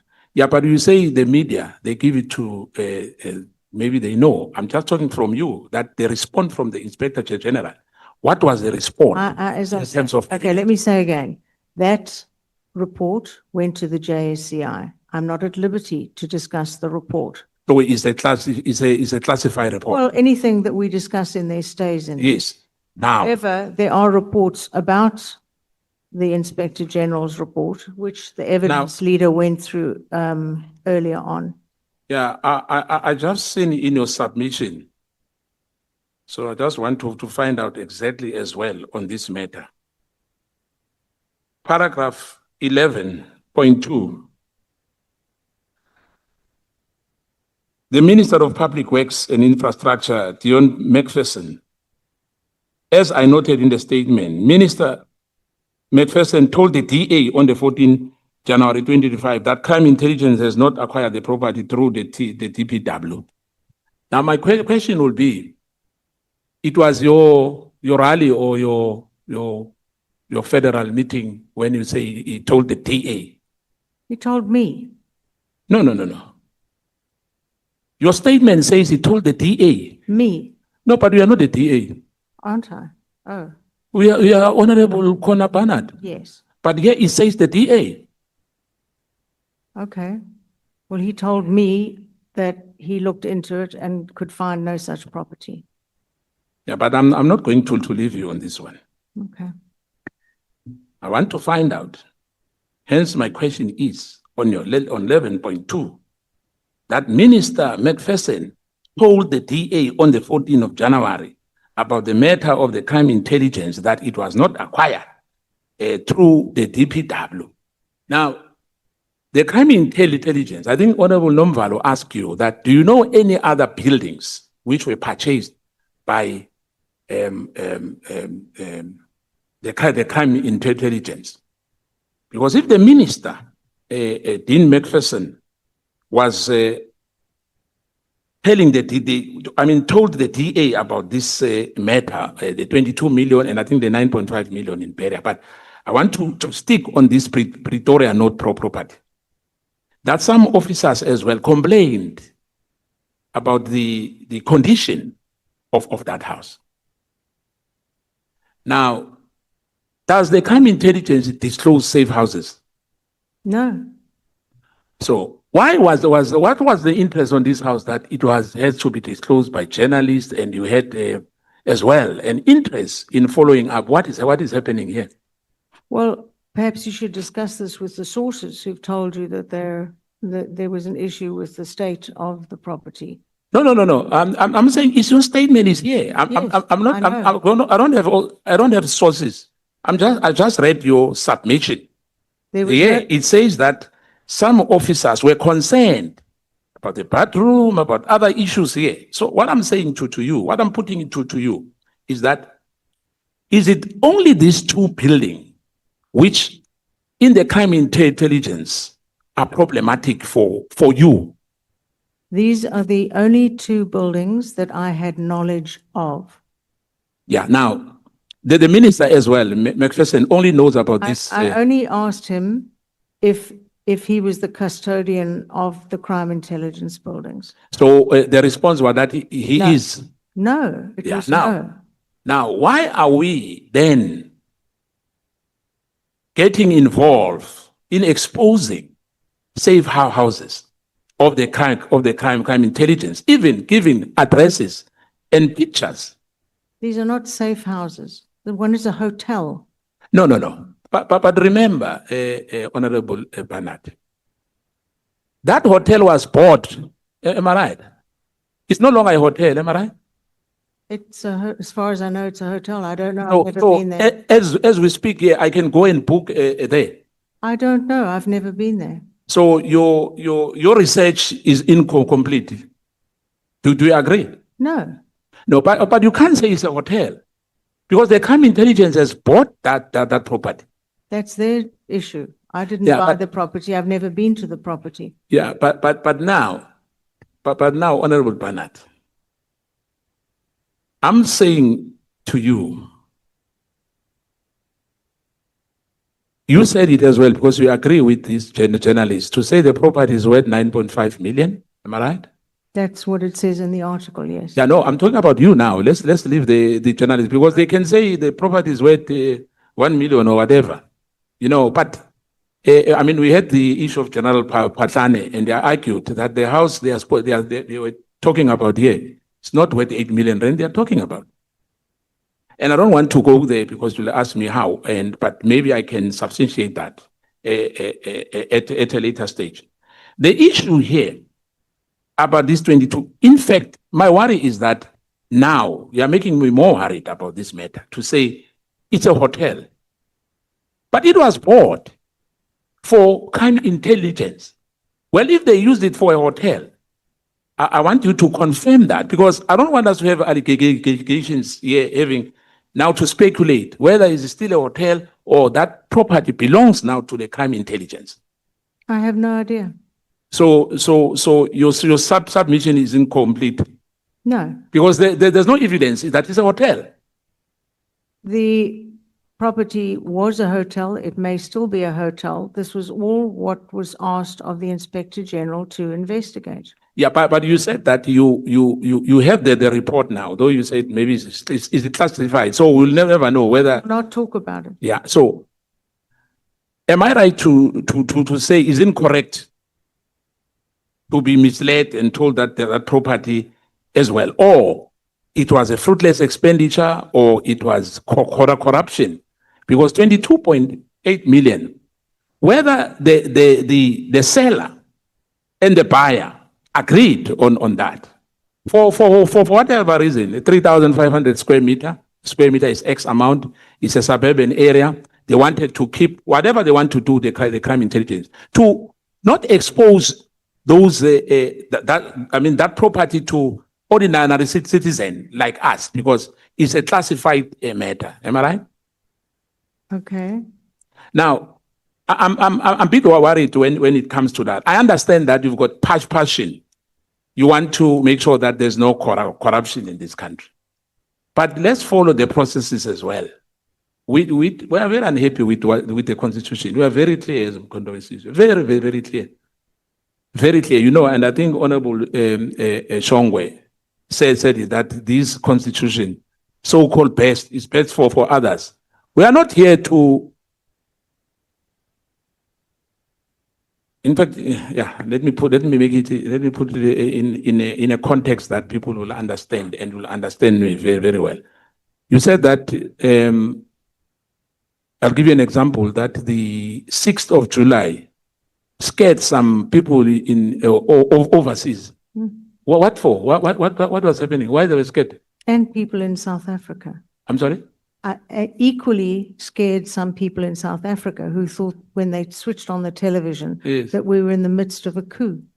But police never anywhere in the world. I never heard about police unless maybe in the mass, where police can really go into that extent of a coup. Coup is soldiers. And what did they look like to the average No, South African? no. It looked on that day like soldiers. No, It was a visual. But me and you know about the special task force. Am I right? Yes, of course. You know their uniform. Yes, of course. Yes, I understand that General Spear and others complain about the uniform and some other political parties. That's.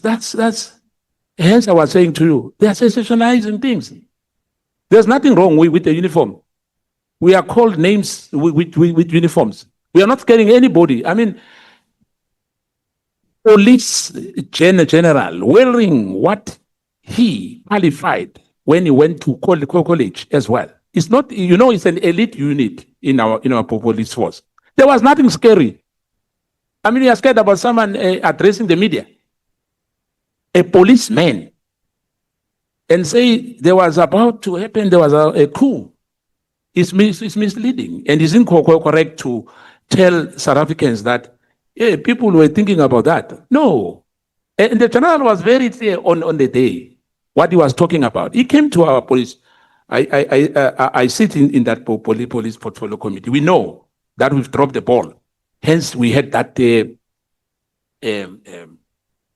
press conference, which today, a lot of people in this country are happy. We will be here. We will even know about what is happening in the top echelons of the SAPS and the judicial system for that matter. Well, we'll get to that. We are not yet there. But in your view, do you think it's correct to divulge crime intelligence matters in the public? Not if it's spoken about in the Joint Standing Committee, no. Yeah, but I'm just saying to you that this sensationalization of Media 24, giving pictures, you know, of the properties of the crime intelligence, much as the law says that where you are a member, there's matters which are classified.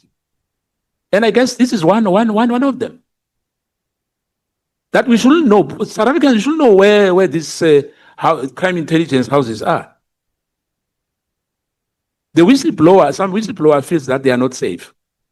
Now, for whatever reason, because I don't want to get involved in crime intelligence, as you know, that even their budget as well.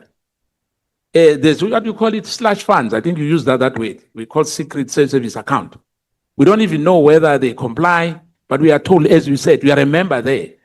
You are not allowed to divulge those matters to us here. If I can ask you, what is the budget of SSA? I will not reveal that. You understand what I mean? Yes. We watched the State Capture Commission. One of the former Director General there wanted to go and testify. But you know what happened? He was not given that opportunity because there's a lot of issues. But there were people who were talking about monies from SSA, from the crime intelligence as well. But for me, my worry is that what you submitted to us was not supposed to be known by the public, because it's a crime intelligence matter. What they do, what they purchase, it's got nothing to do with us. It's their safe haven to protect whoever they want to protect and hide it. Because, I mean, some of the, before 1994, some of us were tortured. And that pain is still within our DNA. In some farms, you know, where you can't even point them because they put you into a boot of a car. Now, today, if crime intelligence, because I don't know what they are doing, I don't know their job description where I'm sitting, but I'm saying I think it's dangerous for us, Honorable, to divulge matters of crime intelligence in the public domain. Do you agree? What I do, if that's a question, what I do agree is that if something is in the public domain, members of parliament must question it. And the reason I have found over many years that entities start leaking is they realize something criminal is happening within their whichever division they're in. And that's why things start leaking, in my experience. Now, who approved the 22.8 million? If it was. It is detailed in the Inspector General's report. I'm not going to discuss. So in other words, we are wasting our time asking you this question because this matter is classified. We can't get evidence, you know, from you as well because we are a member of JCI, and we cannot rely on journalists. For me, I'm sorry, I cannot rely on journalists. Well, I don't know their agenda. I know their agenda because you know that in what we heard so far with our witnesses here, there's a factionalism in the South African Police Service. There are those good policemen and alleged good policemen and alleged bad policemen. Am I right? And I'm not sure that I should really ask you because there's amounts here, but you are going to respond the same way that is a classified report, because I wanted us to get into the evidence of all this. For me, these are allegations which I cannot substantiate, and it will be for me perhaps not being fair to you to continue asking you this question because there's a lot of figures here. But at the end of the day, the answer will be the Inspector General gave that report to your committee. So hence I'm saying to you, it's going to be very, very difficult for me to be continuing asking you questions because unfortunately, there's a lot of secret in this, but my worry is that in that secret, already 2 houses have been exposed. In the same manner that this thing has to be hidden. I'm not sure whether you are with me on that one. The houses are exposed, but we cannot get answers in terms of when we need evidence that really the house was purchased for 22 million, whether the house was purchased for 9.5 million, we are not sure. Honorable Sols. Thank you, Chair.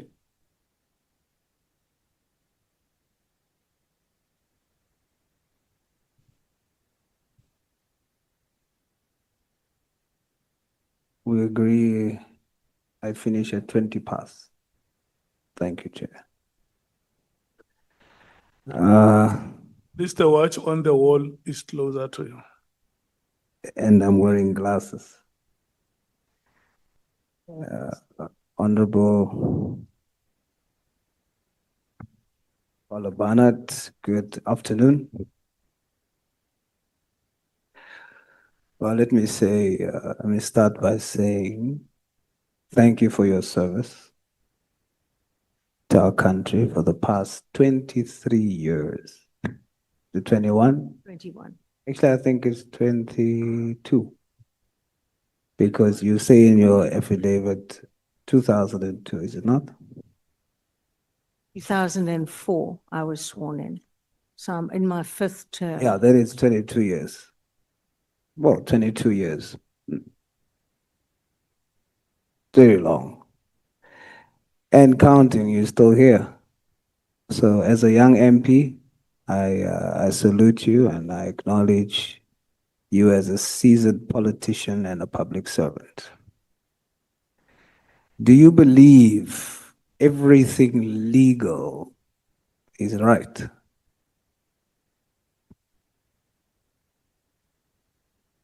That's a very sweeping statement. I believe the court system, if one is found guilty in one court, one appeals to another court, and so it goes on. And on occasions, court decisions are overruled, and on occasions they're upheld. So I fear I can't answer that adequately for your purposes. Let me make an example. During apartheid in our history, apartheid was legal, but was it right?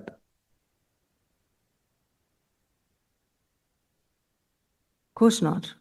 So not everything legal is right.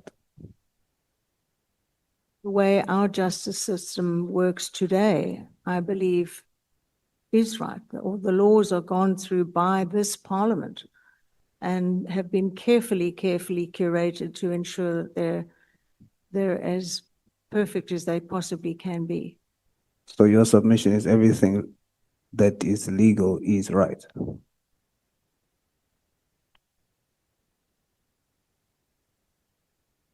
I'm not sure how to answer that. Okay. Based on your vast experience in politics, specifically as a member of the portfolio of police and now the Joint Standing Committee on Intelligence, is the leak to the media a security breach?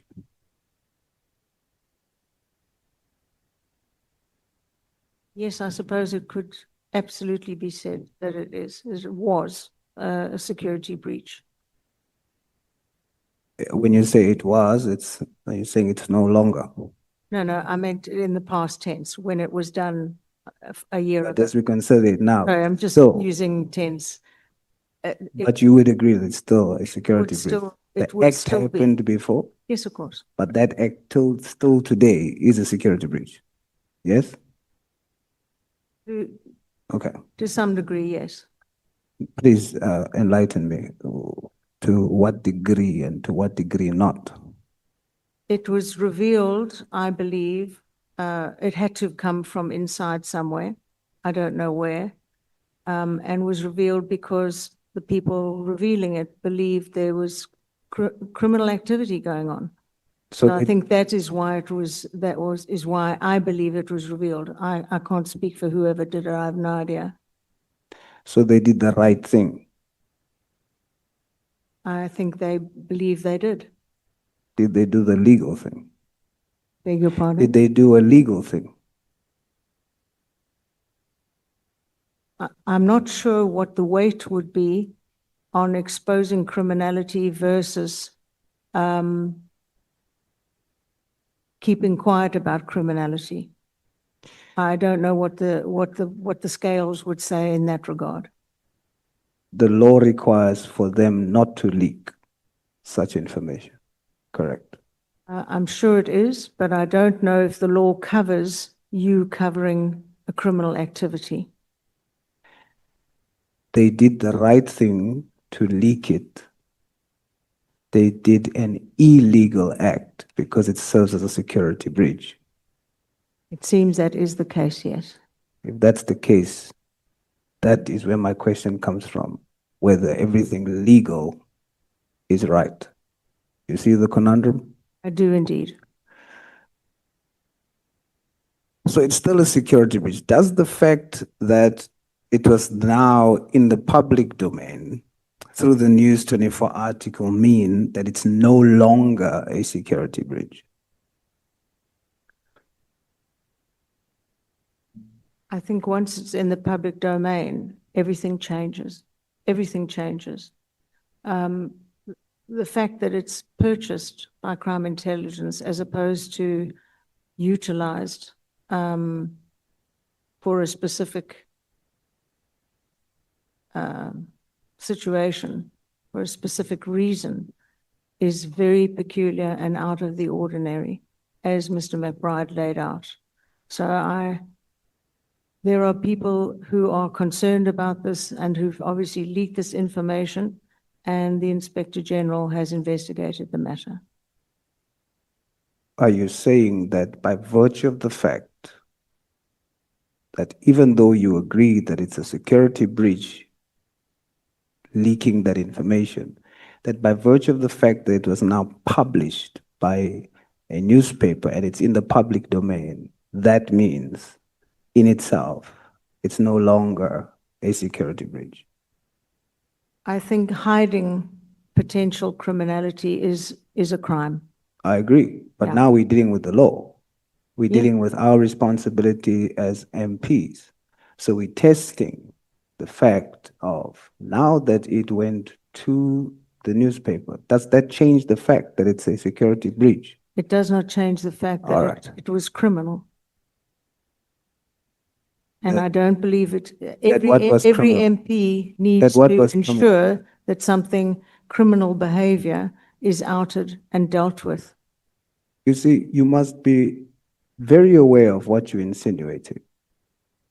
The requirements is there shouldn't be leaks. And I agree with you. I'm a proponent for expose corruption. But there's a legal standard that we need to uphold. There's no compromise there. That legal standard was breached, and we both agree. Now I'm asking, the fact that it was now published, does that take away from the fact that it was a security breach? It does not take away from the fact It that does not. Given that it does not, do you think then, when a high-ranking MP like yourself shares a leak like that it moves it from an unverified media rumor to a politically endorsed act? I think that, as Honorable James did, I immediately questioned the information and asked for an investigation into the matter, as did the then minister ask for an investigation. And he stated in Parliament that the properties were overpriced, and was asking some very similar questions. Neither yourself or Honorable James is the legal standard or legal authority? Certainly not. I'm sorry, I can't speak for Honorable James. She may Continue to be a mention lawyer. her. I don't know her background. MPs are also held to a very high ethical standard. Your argument is that your actions passes the legal test. But did you do the right thing in terms of the ethical conduct and standards required of an MP? Yes, Yes? yes. Our standards of ethical conduct, Section 5, E, Section 5, 1E. It says a member must maintain public confidence and trust in the integrity of Parliament and thereby engender the respect and confidence that society needs to have in Parliament as a representative institution. What is your understanding of the integrity of Parliament? Parliament and members of Parliament have their main job, I think, is to do oversight over the executive. And that is what we have to do. We have to call people to account when public funds are misused, abused, stolen. That is the main thrust of the job as I interpret it. So when we do our jobs, every one of us who puts out a statement decrying some sort of criminality in whichever department you're looking at, I think that all boosts the public confidence in our institution. What this principle is trying to tell us as MPs is that when we do this, which you rightfully state, we must be mindful of the fact that we must do it in order to maintain the public confidence and trust in the integrity of Parliament. So I take it that you believe that your actions contributed to maintaining the integrity of Parliament. Absolutely. Now I put it to you that upholding the integrity of Parliament would have meant that you take note of the article, because you know this is a security breach. So you take note of the article. You say, I note this article, because in your mind you have, I must maintain the integrity of Parliament. I'm not just going to share it and jump on it.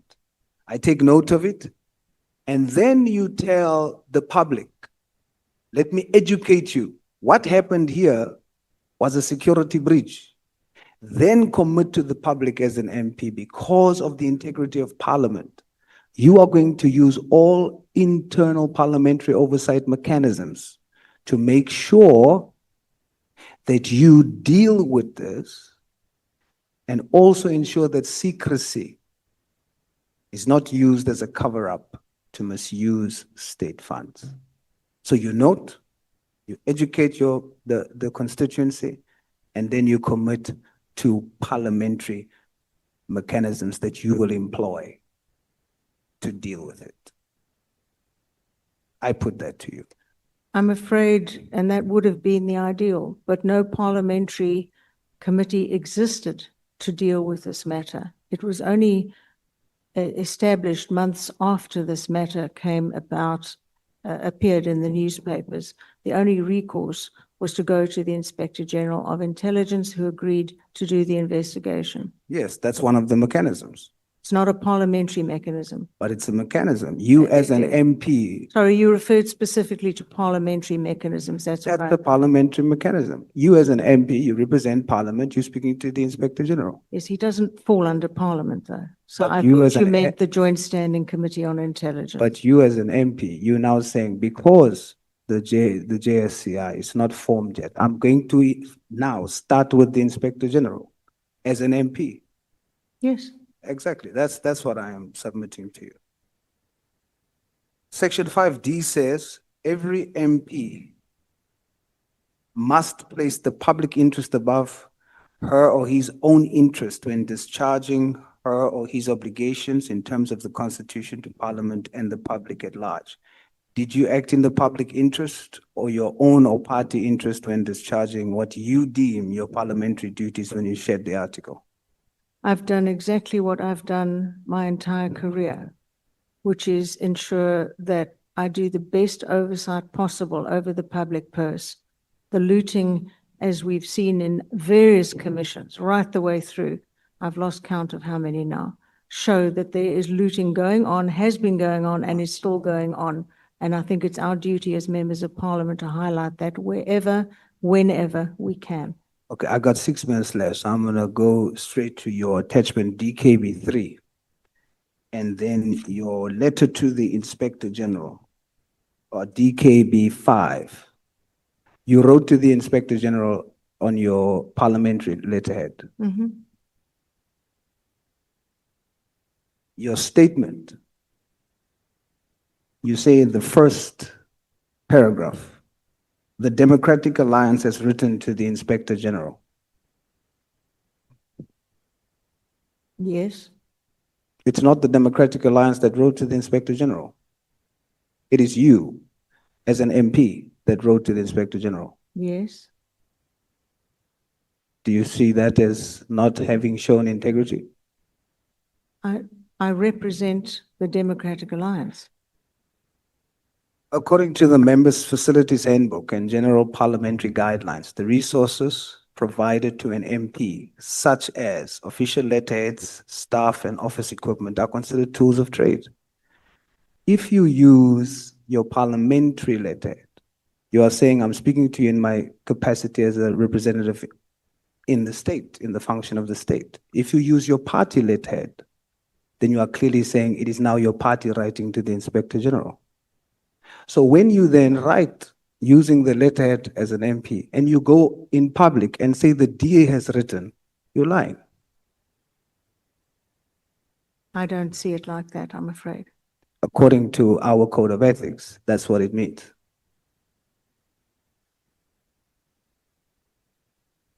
Then, 4 minutes.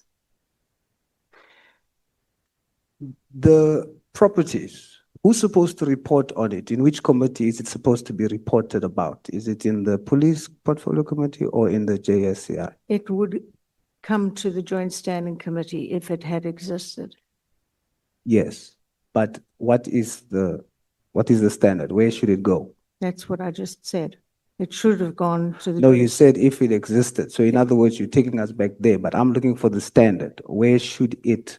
Because you're insinuating that if it doesn't exist, then it must be reported in the police committee, which is not the case. No, I did not insinuate that. Well, then you said, There are then you shouldn't say if it existed. the Joint Standing answer the Committee on question. Intelligence did not exist. There That's was no immaterial to committee. the question. You see that you do it again. It's immaterial to the question. Where should it be reported? To the Joint Standing Committee of Intelligence. That would mean that you lied in your statement to the public. You say in paragraph 2, while it is reported that the purchase took place in October 2024, it is striking that no mention of such a purchase was made when the SEPS reported on its property portfolio, the Portfolio Committee on Police in November 2024. Indeed. You're wrong. You misleading the public. You making the public in a public statement think that where that report had to happen was in the portfolio of police. I said there was no mention of it in the. There shouldn't be mentioned. I said there was no mention of it in the portfolio of police, Should there be? and there was no Joint Standing Committee. Honorable Barnard, should They had not announced that they were purchasing anything, as far as I knew, within the Police Portfolio Committee.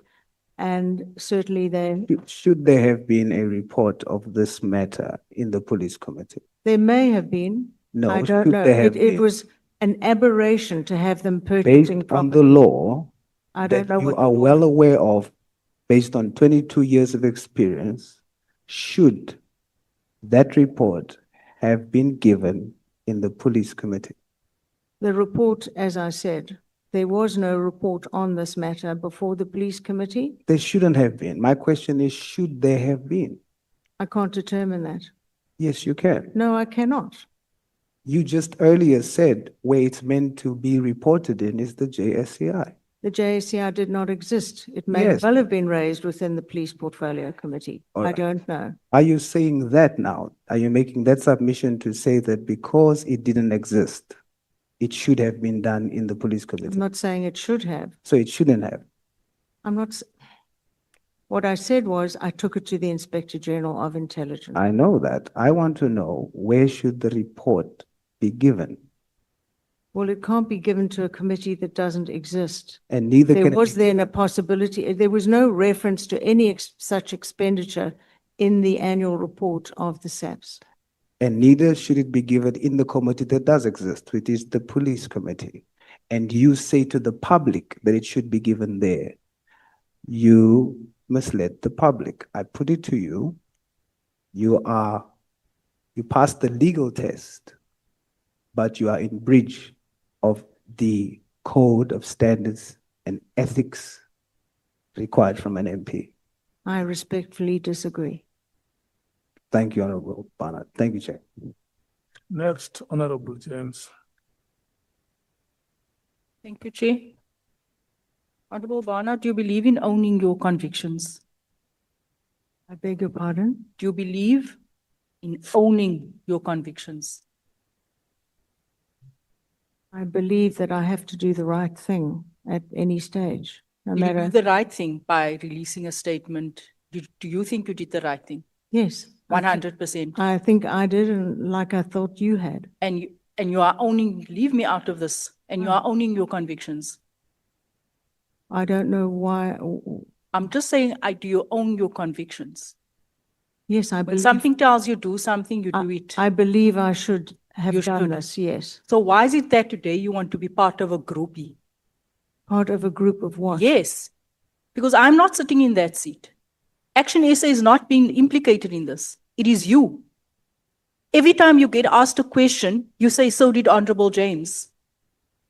Okay. Every time you get answered, like several times here today, you say, so did Honorable James. So did the entire day.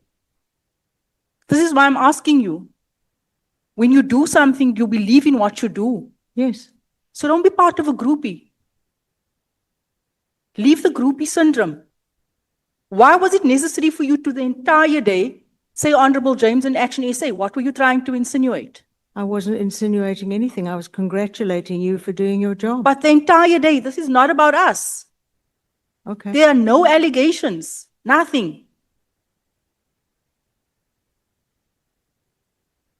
Why do you think it was so important for General Konazi, out of everyone, just pull a name out of a hat and it's yours? I did go into the history that we have earlier on.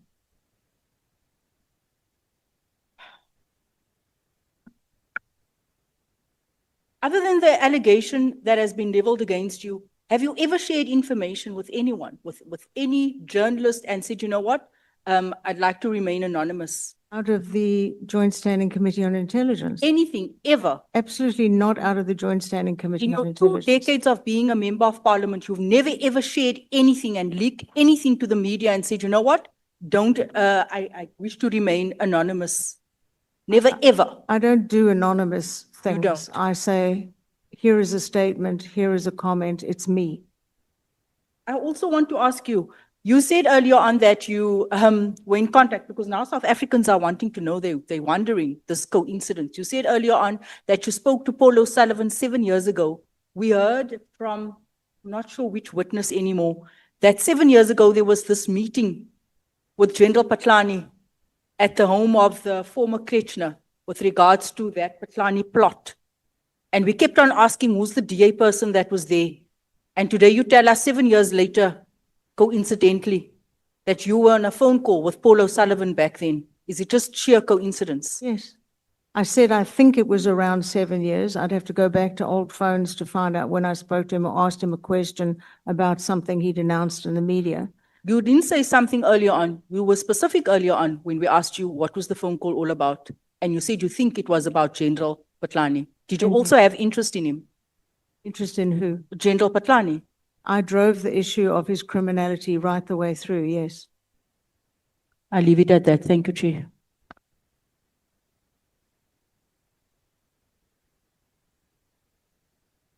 Honorable James, are you done?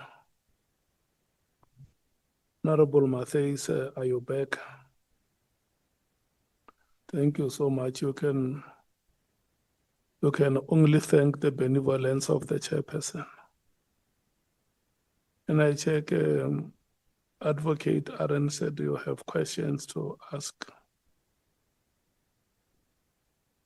the witness. No, thank you. Thank you very much. Okay. Honorable Kohler Barnard, is there anything more that you want to say?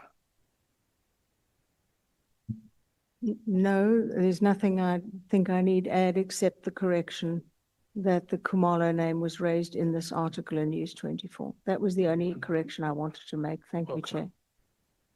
Thank you so much. You are looking at me, Advocate Mkiza. Okay.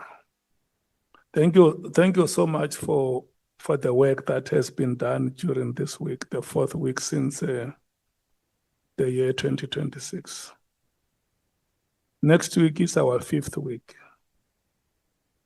There is a State of the Nation address on Thursday. Members of this committee are invited to attend the State of the Nation address. So it means we are going to have 2 days next week, Tuesday and Wednesday. And then the other week, starting on is the week of the 16th. There is a SONA debate for 2 days, which will be Monday, Tuesday, and the president responds on Wednesday. And the Thursday, the 19th, will be the tabling of the budget.